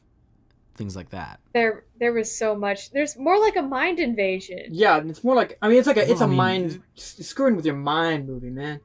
Well, I'd say there's a home invasion element because Rumi creates an entire version of Mima's room, It's not a home invasion though. It's just like a. like streamlining home invasion. Like That's it's not a home invasion. No, home invasion is. Okay, now time out. I would disagree. Okay, so Matt, how many home invasion movies have you like watched? they're not my specialty. No, I need to watch The Strangers. I have a line, But and I I would- am not watching this. I am not watching that. I have seen The Strangers. Well, Damn good I think stuff. it's discomfort in a different way from like home invasion movies, but in some ways it's like an obsessive invasion. It's like a privacy invasion for sure. But like I think at some point where Rumi creates an entire version of Mima's home to then have to herself. It's creepy. It's not an invasion. Well, It's definitely obsessive, I would no, psychological. I'm not saying it's like by the books home invasion. I would call it like a But psycho. I'm saying for sure. I wouldn't call that home invasion. it's like one step. I'm not saying this is a home invasion film, But yeah, but I'm home saying invasion is that one of act, those genres that feels very to by the me book. feels like an act of home invasion because yes, Mima is not there, but it's all about like being in her home, alone in her home, like having that. And then additionally, when she brings Mima to the fake room, that's so home invasion-y. Like that's like Yeah, no, yeah, that part is because then she comes. Okay, she's in a space that is not home almost invasion-y, her but own. That is everything is done. Like it's done to create a home invasion atmosphere, right? She's in a space that's specifically designed to be like her home, and then the killer comes out. but it's not. I think now. Well, not like by a legal standpoint, but it's. I'm not saying it's home invasion. I'm saying it's Yeah, home but that's not invasion-y. home invasion. I'm shaking my head Okay. It's so meant to hard. evoke Can I the just- same T. just guttural terrors of having someone in I'm waving my your hands Get to so the hard. space. kills. I want to get to the kills, please. I've been sitting here for like an hour and a half. I'm sorry, I'm not like a hand waver. Talk over me. I've been waiting for like an hour and a half to talk about how these people die. I'm stabbing the screen. But like that's been for like Okay. Well, which one of you wants to go first? I will fight you. You could not take me. I will fight you and I will beat you. Okay, maybe you could take Ed. Ed's a little guy. We just need to mute Matt. No, not you. I said Ed. For our viewers who don't know, Ed is short. He knows. All right. Can I take point here? Okay. Well, the listeners. All right. Hey, I'm not a very tall person, and you're like a more than a head beneath me. You're short as hell. But that's not important right now. What's important right now is letting Logan speak. Okay. Please. It's like that moment in Hamilton. Can we get back to politics, please? Yeah. I want, please. All right. So number one, honorable mention to that one guy that you were talking about, who was like the Greek group, the group of fans that are talking about these people all the time. The Greek chorus. The chorus. It's like very slightly mentioned that he gets hit in a hit and run. Oh yeah. Like the newspaper clipping, and she turns around, and the guy at Me-Mania is behind her, like staring at her. Like honorable mention there. And then the next kill is the greatest scene in the movie that we all agree, the garage scene. Yeah, which I don't think is ridiculous. I think that if you're going into work to get something and you hear something weird in a parking garage, you keep walking into work. Oh no, yeah. Matt, you were talking about home invasion, and we were arguing heavily about that. I think the bottom line, I think what you're trying to get at is the violation of safety, which is like the main idea of home And invasion. it's using the aesthetics of home invasion. I for disagree. Something that I can't quite categorize. I disagree. Well, no, I mean the aesthetics, like Uncanny. You're trying uncanny. I think it's closer to Leatherface wearing human skin. It's more uncanny than it is I am living my normal life and then people are coming Like, Well, yeah, it's uncanny because it's not quite home invasion. I still disagree, but I do agree with the idea that it's a violation of safety. And continue. which gets me back to what is horror? Horror is what deals with abjection, and abjection is the trespassing of a societally defined binary, a distinction. So, hey, one of the biggest distinctions is the home and outside the home. And the home as a place where you're safe, and the outside as a place where you could be vulnerable. And the idea of home invasion is violating that boundary and making you feel unsafe. Yeah. In a very literal, realistic way.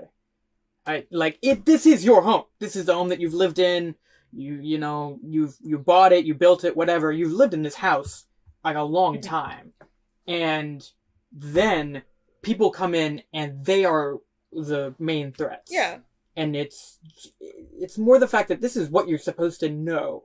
And Yeah. this is what you're supposed to, a very safe space. And then looking out the window, oh, there are people in masks, they want to kill me.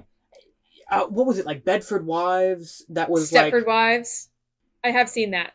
Stepford Wives. That's like going into this situation that seems normal and then it's really not.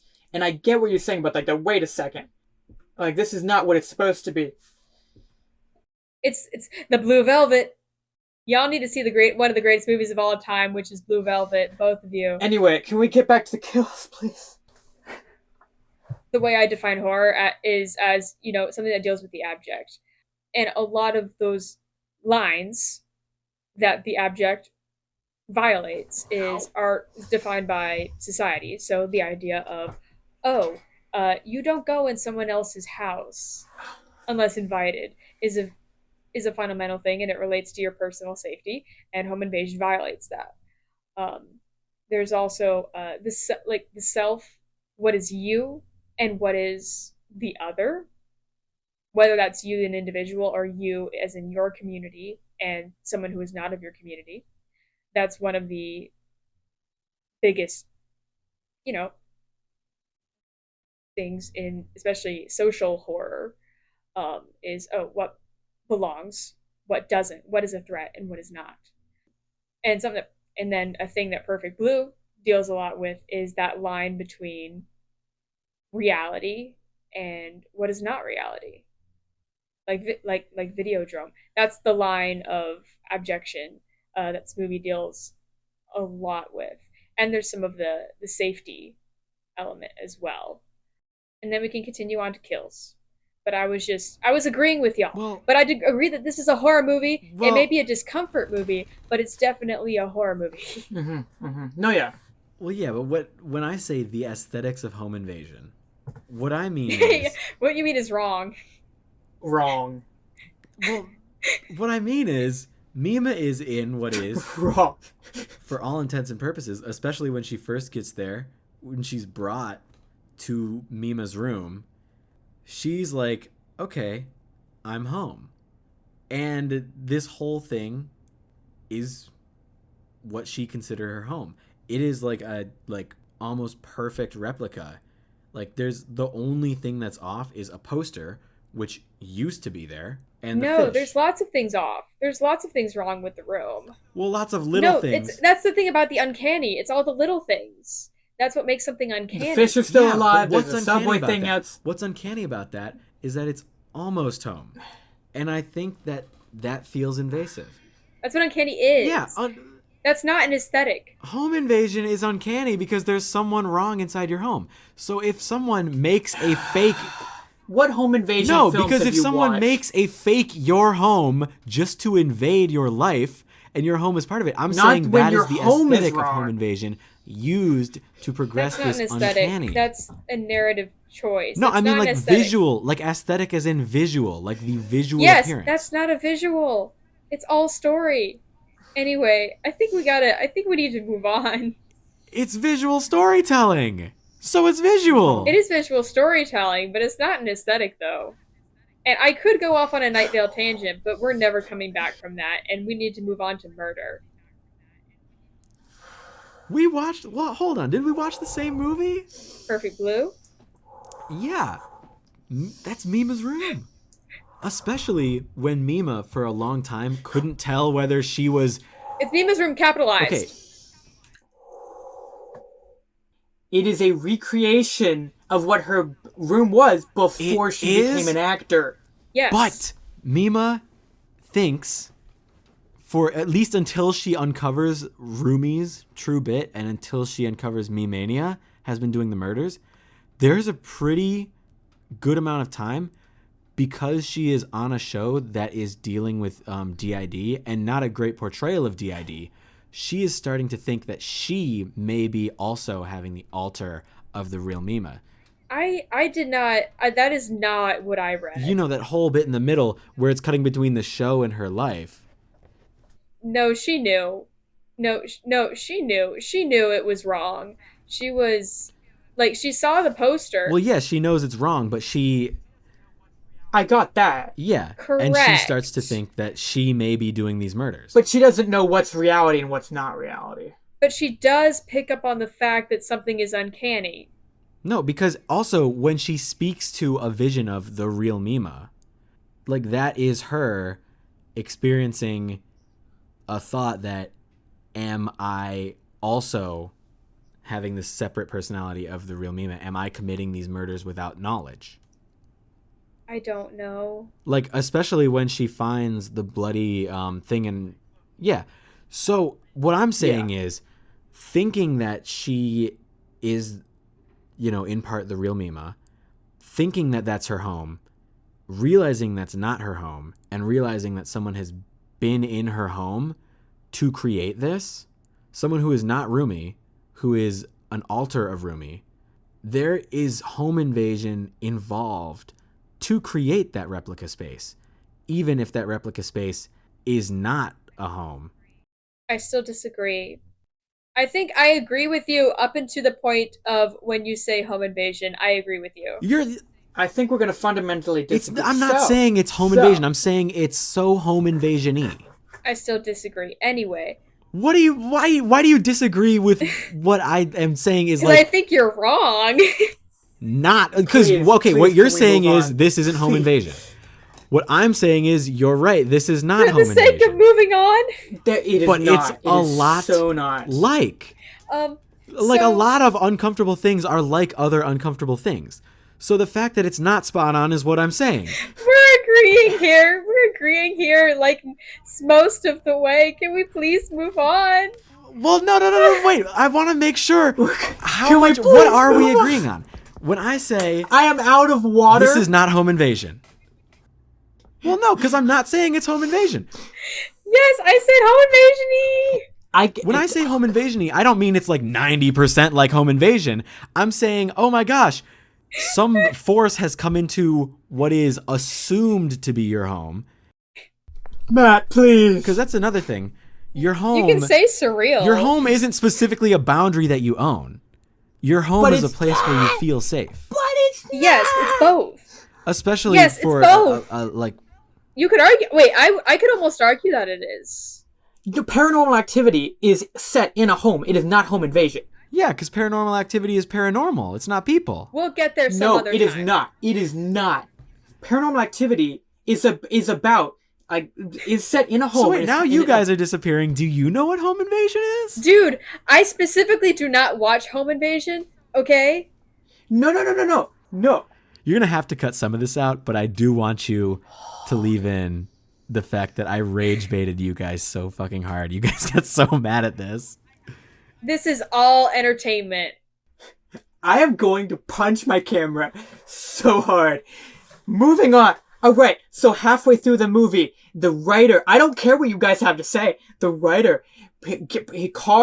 car back into space. Space has bloody thing on the wall.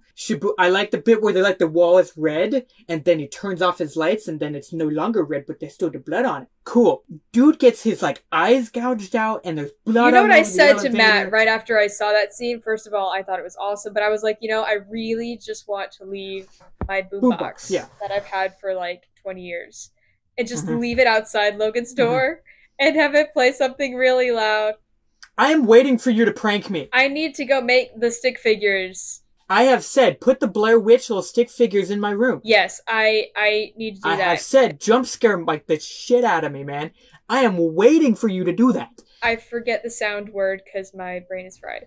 The way the It's sound sounds when it's he. a mixture. It is clipping because it's turned so much up, but also it sounds like there's some compression on it too because it's early digital technology, so there would be some compression. Yeah, like it's real fucked up, but it elevated like the it was already funny when he was hearing like the faint pop music. It was already fantastic. And then he opens the elevator doors. Yeah, it's. And I will then say that scene is a lot scarier without subtitles, because without subtitles you can't quite tell what the music is. And that music is a vibe, man. Because there's no dialogue, right?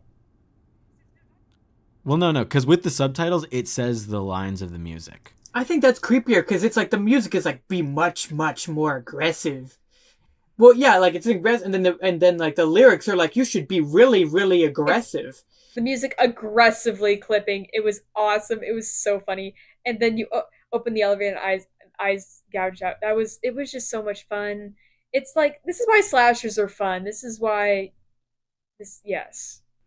I gotta say props to the second kill, because I kind of dismissed it on my first watch, but second watch, Wait, which one was that? dude, ice pick with Pizza Man. That's the screwdriver, not ice pick. Pizza guy? Actually, is it an ice pick? I think it may be an ice I pick. thought it was a screwdriver. Pizza I Man, got the ice movie here. I'll watch it. screwdriver or ice pick or something. I feel like it's more plausible for a person, especially. I feel like it's more plausible for someone to have a screwdriver than an ice pick. Maybe because I just started working as a pizza delivery driver. I mean, I don't know. That's just what I thought it Well, was. I mean, she doesn't have a fridge that makes ice though, so she like, might have an ice pick. gets like stabbed in the eye. I don't know. Anyway, it's a good kill. It's got some banger music. It's really entertaining. Kill too. Wait, you're talking about second kill or Garage? I mean, all the kills are good. I mean, look, all the kills are good. The kills are almost like a relief because it's like getting back to the genre, like as if this is like a regular like thriller slasher, and you're like, oh yeah, kill now. Mm-hmm. Am I supposed to feel scared? I'm not getting that impression. Well, I mean, it is kind of like, damn, this guy's getting his ass kicked. Now, I wasn't scared. This movie didn't scare me at all. Not me neither. Not really. I can see why people would see that. The kills felt like fun and entertaining. Logan, you mentioned a couple things that you found interesting in this movie. I've got my stuff. I'm basically done. Well, we didn't talk about the personas at all. That's where I was gonna go. Yeah, you were saying that. I was just wanting to make sure that Logan got his chance to speak. Well, yeah, I mean, yeah, I think we talked about it with with your WWE bit. I could probably talk about Formula One and how, well, I mean, even I think like college football, like how it's starting to become legal to bet on college football, and college kids are getting and the scouting. Well, they're getting harassed online for people who mess up their bets and then like throw all this crap at kids, and it's like, yeah, that's messed up. But like that happens to adults all the time. And also the predatory nature of high school, like scouting athletes in high school and offering them financial incentives. I was talking about like the fan side of it. To do a dangerous sport that has, a high injury rate, especially of head injuries, which can, lead to a lot of other things. Being in like these like fan bases that can turn very toxic, and like how much hate is like thrown at specific people for just like the randomest things. Yeah. That's what I focused on. Oh, well, I'm a Star Wars fan. I've seen it all. Yeah, like once you become a public figure, it's fair game, and we're just gonna, say whatever we want. But there are some public figures that I don't feel bad about ridiculing in that way. I'm gonna say something that's kind of crazy, and you can decide whether you want to cut it out. And that'll show who you are, not who I am. What? I don't know what will surprise me at this point. I hope Elon Musk. So we're probably going to cut that out. You can leave that in. You can cut that out. Matt will not be returning for the next episode. Yeah. Well, we've been talking about political or figures, public figures, being, ridiculed on the internet. This is a less crazy one. I think it's okay to make a JD Vance meme. Memes are okay. Memes are free speech. I don't see anything wrong with that. Yeah, but that is kind of what I was trying to focus more on, is like what a person's image is used for.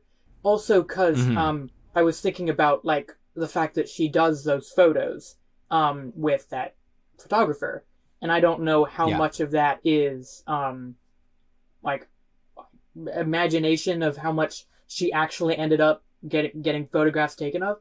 But what I was like, sorry. I'm pretty sure that's all real. Yeah. I mean, well, I have no idea. It could be not, and I'm willing to. I mean, what I was wondering is who decided to do that photo shoot, because we see the photo shoot, and then there's like what I think is a flashback to before the photo shoot, and it's like someone knocking on her door saying, "Hey, are you ready to go? Do the shoot?" Like making it look like she's hesitant to do it, like she's uncomfortable and doesn't want to do it. Because when you just see the scenes that they depict, like just with her and the photographer, she does not look distressed. That doesn't mean she isn't. But then they put in that little tidbit of making you question, wait, who even made this decision? Well, there's one thing really early in the movie when it's her first day on Double Bind, and she is looking at Artie, who is the other actress who's like the main actress on the show, and she says something like, "Wow, she is such a great actor," because she is an entire, like, right after she sees her switch from on screen to off screen, and she sees, wow, she is a completely different person off screen. That makes her a good actor. And I think we see that in some ways. I think everything that Mima does, she may be compelled and maybe somewhat pressured to do, but nothing that we see her like do like career-wise is something she said no to. So she feels this pressure of her career to say yes to these things. So she is offered this acting role. She says, yeah, if you think it's what's best for me, I'll go for that. She's offered this photo shoot. She says, yes, let's go. She's offered that club scene, and she goes, well, if it's probably the only way to advance my career, if it's like, if I say no to this, I probably won't have a future on this show and I can't go back to pop. So she agrees to do it. So we see that she has to keep up this image, this act of the Mima who is not only willing to do these things, but psyched about it, like totally into this new career. It's the performance and then thing. we get to see her actually questioning it. Like, I really hope this works out for me. I'm super uncomfortable, but I gotta push through because there are people counting on me. You see different things, and both of those, I think, both of those things happen. But another thing is, those are two different sides of her. I mean, Mima's not like an idiot. No. Like, she's not like completely powerless in this film. So if she truly thought she would be in like a ton of like real danger, she would say no. I do think that that's a part of her character, but these things are presented to her as if they are not dangerous. Because it's boil the frog. It's boiling the frog of what I mentioned before was why she would make these decisions. We can understand why she would say yes to something even though she would like to say no, because of all the pressures, feeling from multiple angles, feeling like she needs to please them because they're the only social system she has. And she's not powerless, but she is vulnerable. Mm-hmm. I mean, I think a similar thing is happening with Mamania. Like, he could totally have been one of those guys in the crowd, and for some reason I'm not entirely sure how Rumi got a hold of him, but the way to manipulate someone is you find something in them that's like fundamental to them. Like, oh, Mima wants to perform. She really enjoys that. And then you find their fears and then you use that to manipulate them. I think Rumi did that with Mamania. She like groomed him to the point when he becomes her fall guy. At least that's what I thought was going on. Well, not just fall guy, but like also, Proxy? Yeah. Pawn? yeah, like he's doing things for her. Like the elevator kill scene is him. Okay. He was the killer in the elevator scene, and I'm pretty sure he was the killer he may have been the killer in the pizza scene too. It may have been portrayed as Mima, and so you are supposed to think, oh, it could be Rumi as well. But because it's portrayed, because he is sort of the hand of Rumi, Right. it could be him as well. Are we ready to get to the climax? I don't have a ton of notes left, so yeah. Okay. We've been going mostly chronologically. Loosely. Loosely. I don't particularly care to discuss the club scene at length. I don't feel the need to. Yeah. I don't think it's a very deep scene. We know what it is. We don't need to. We don't need to dwell on that. I think it's pretty much what it is. I did want to talk about there's a lot of voyeurism and performance going on in this movie at all times, like what Matt you were saying of like Mima's always putting on a performance for someone at almost all times. Mm-hmm. And is this movie male gazy? I don't think it is. I watch a lot of movies. I watch a lot of Cronenberg and Lynch, and they get accused of misogyny a lot. Especially like, I mean, Lynch is accused of being like male gazy or like leery at times. Mm-hmm. I wouldn't agree, but it is a very fine line when you're watching a movie trying to figure out if it's gazy or not.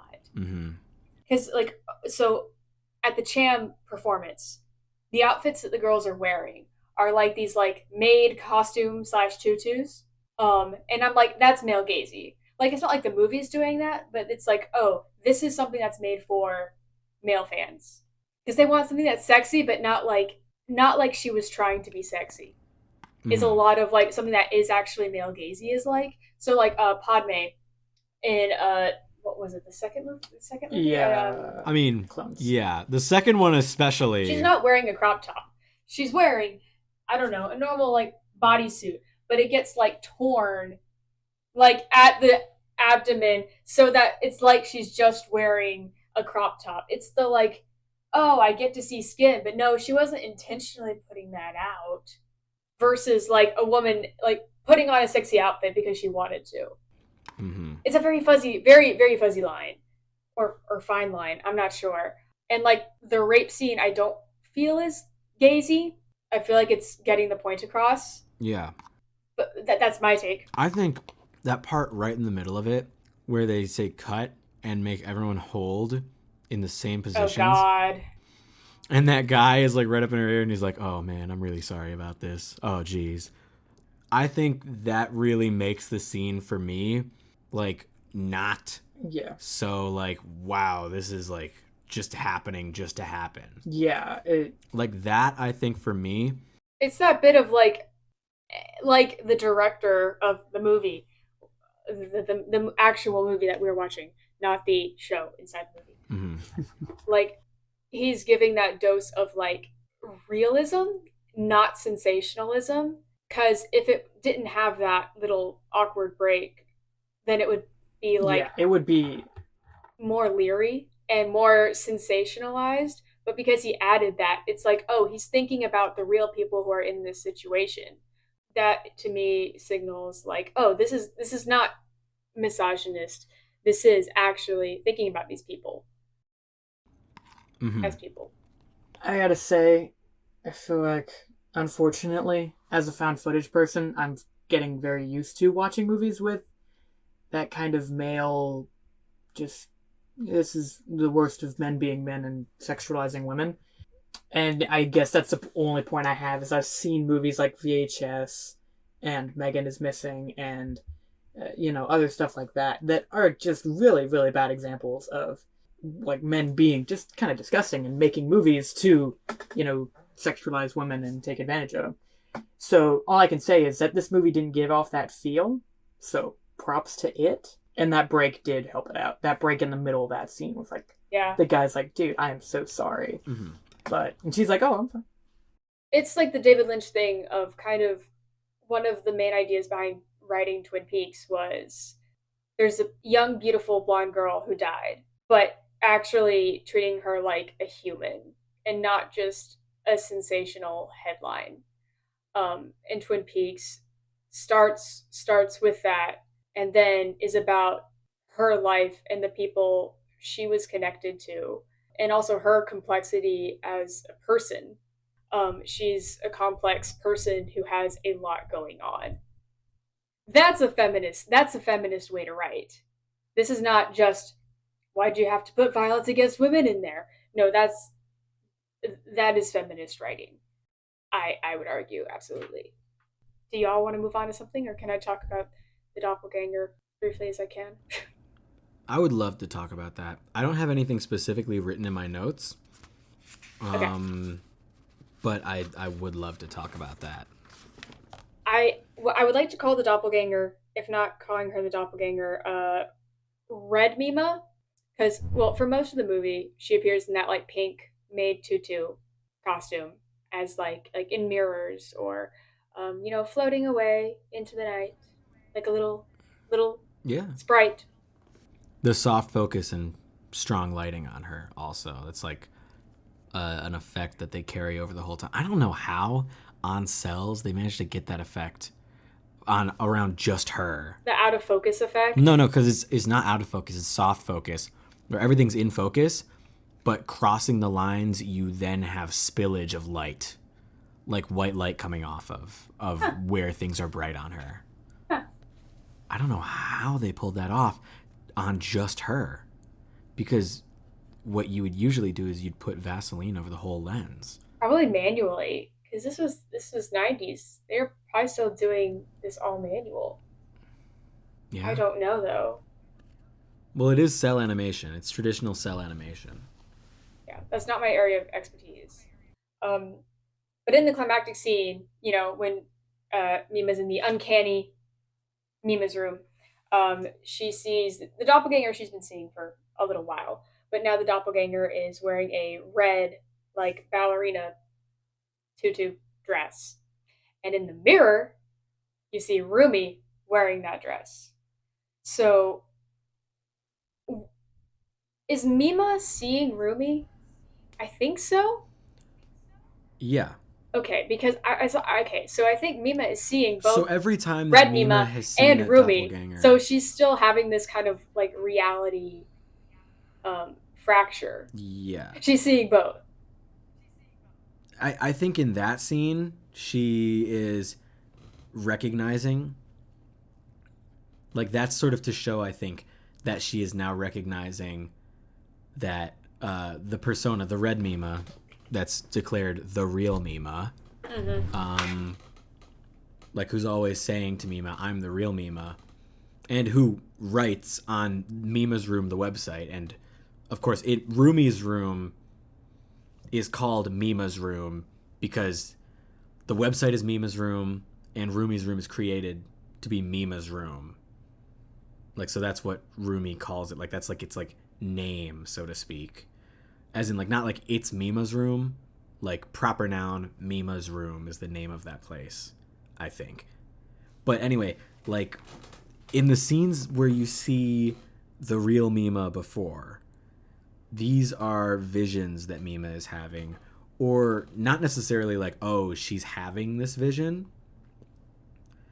but it's something, I guess, for us, the viewer, if anything, to sort of visualize for us the emotions that she's feeling. And I think her paranoia that she might, like, be losing time, or that she might be sort of like slipping. And like you see it, I think that part of it is that on Double Bind, the show is showing a like not really great presentation of what DID is. I think I said something about this earlier. I can't remember. Yeah, but like the show is not showing a great like what DID is. But of course, this came out in 1997 and is based on a novel in the 1980s. So, or from the, I think so, maybe from the early 90s. It's based on a light novel that is actually very different from the movie, so I've heard.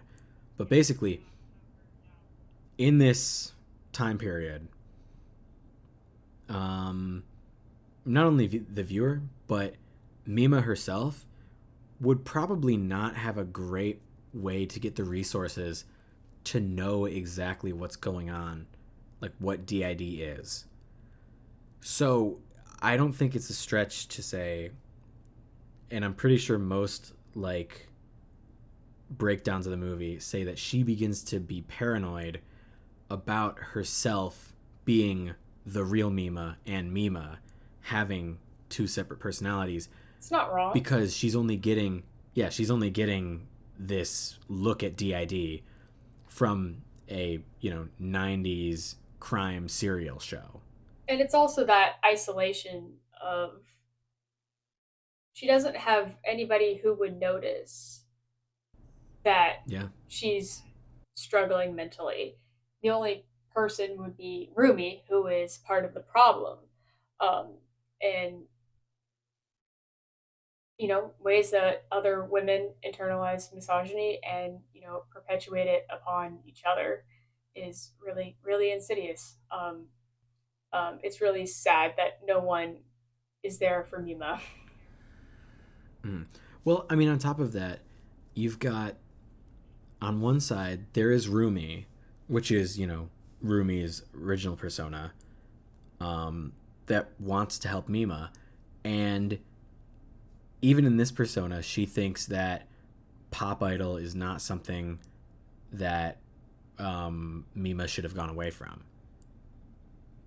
But then in the real Mima persona, what you have is essentially, I think at least in the world of the film, the real Mima persona was created in order to protect Mima from like not being a pop star. And so these acts that are being like done by the real Mima, these murders, I think are in a sense meant to convince Mima that bad things happen when you try to be an actress.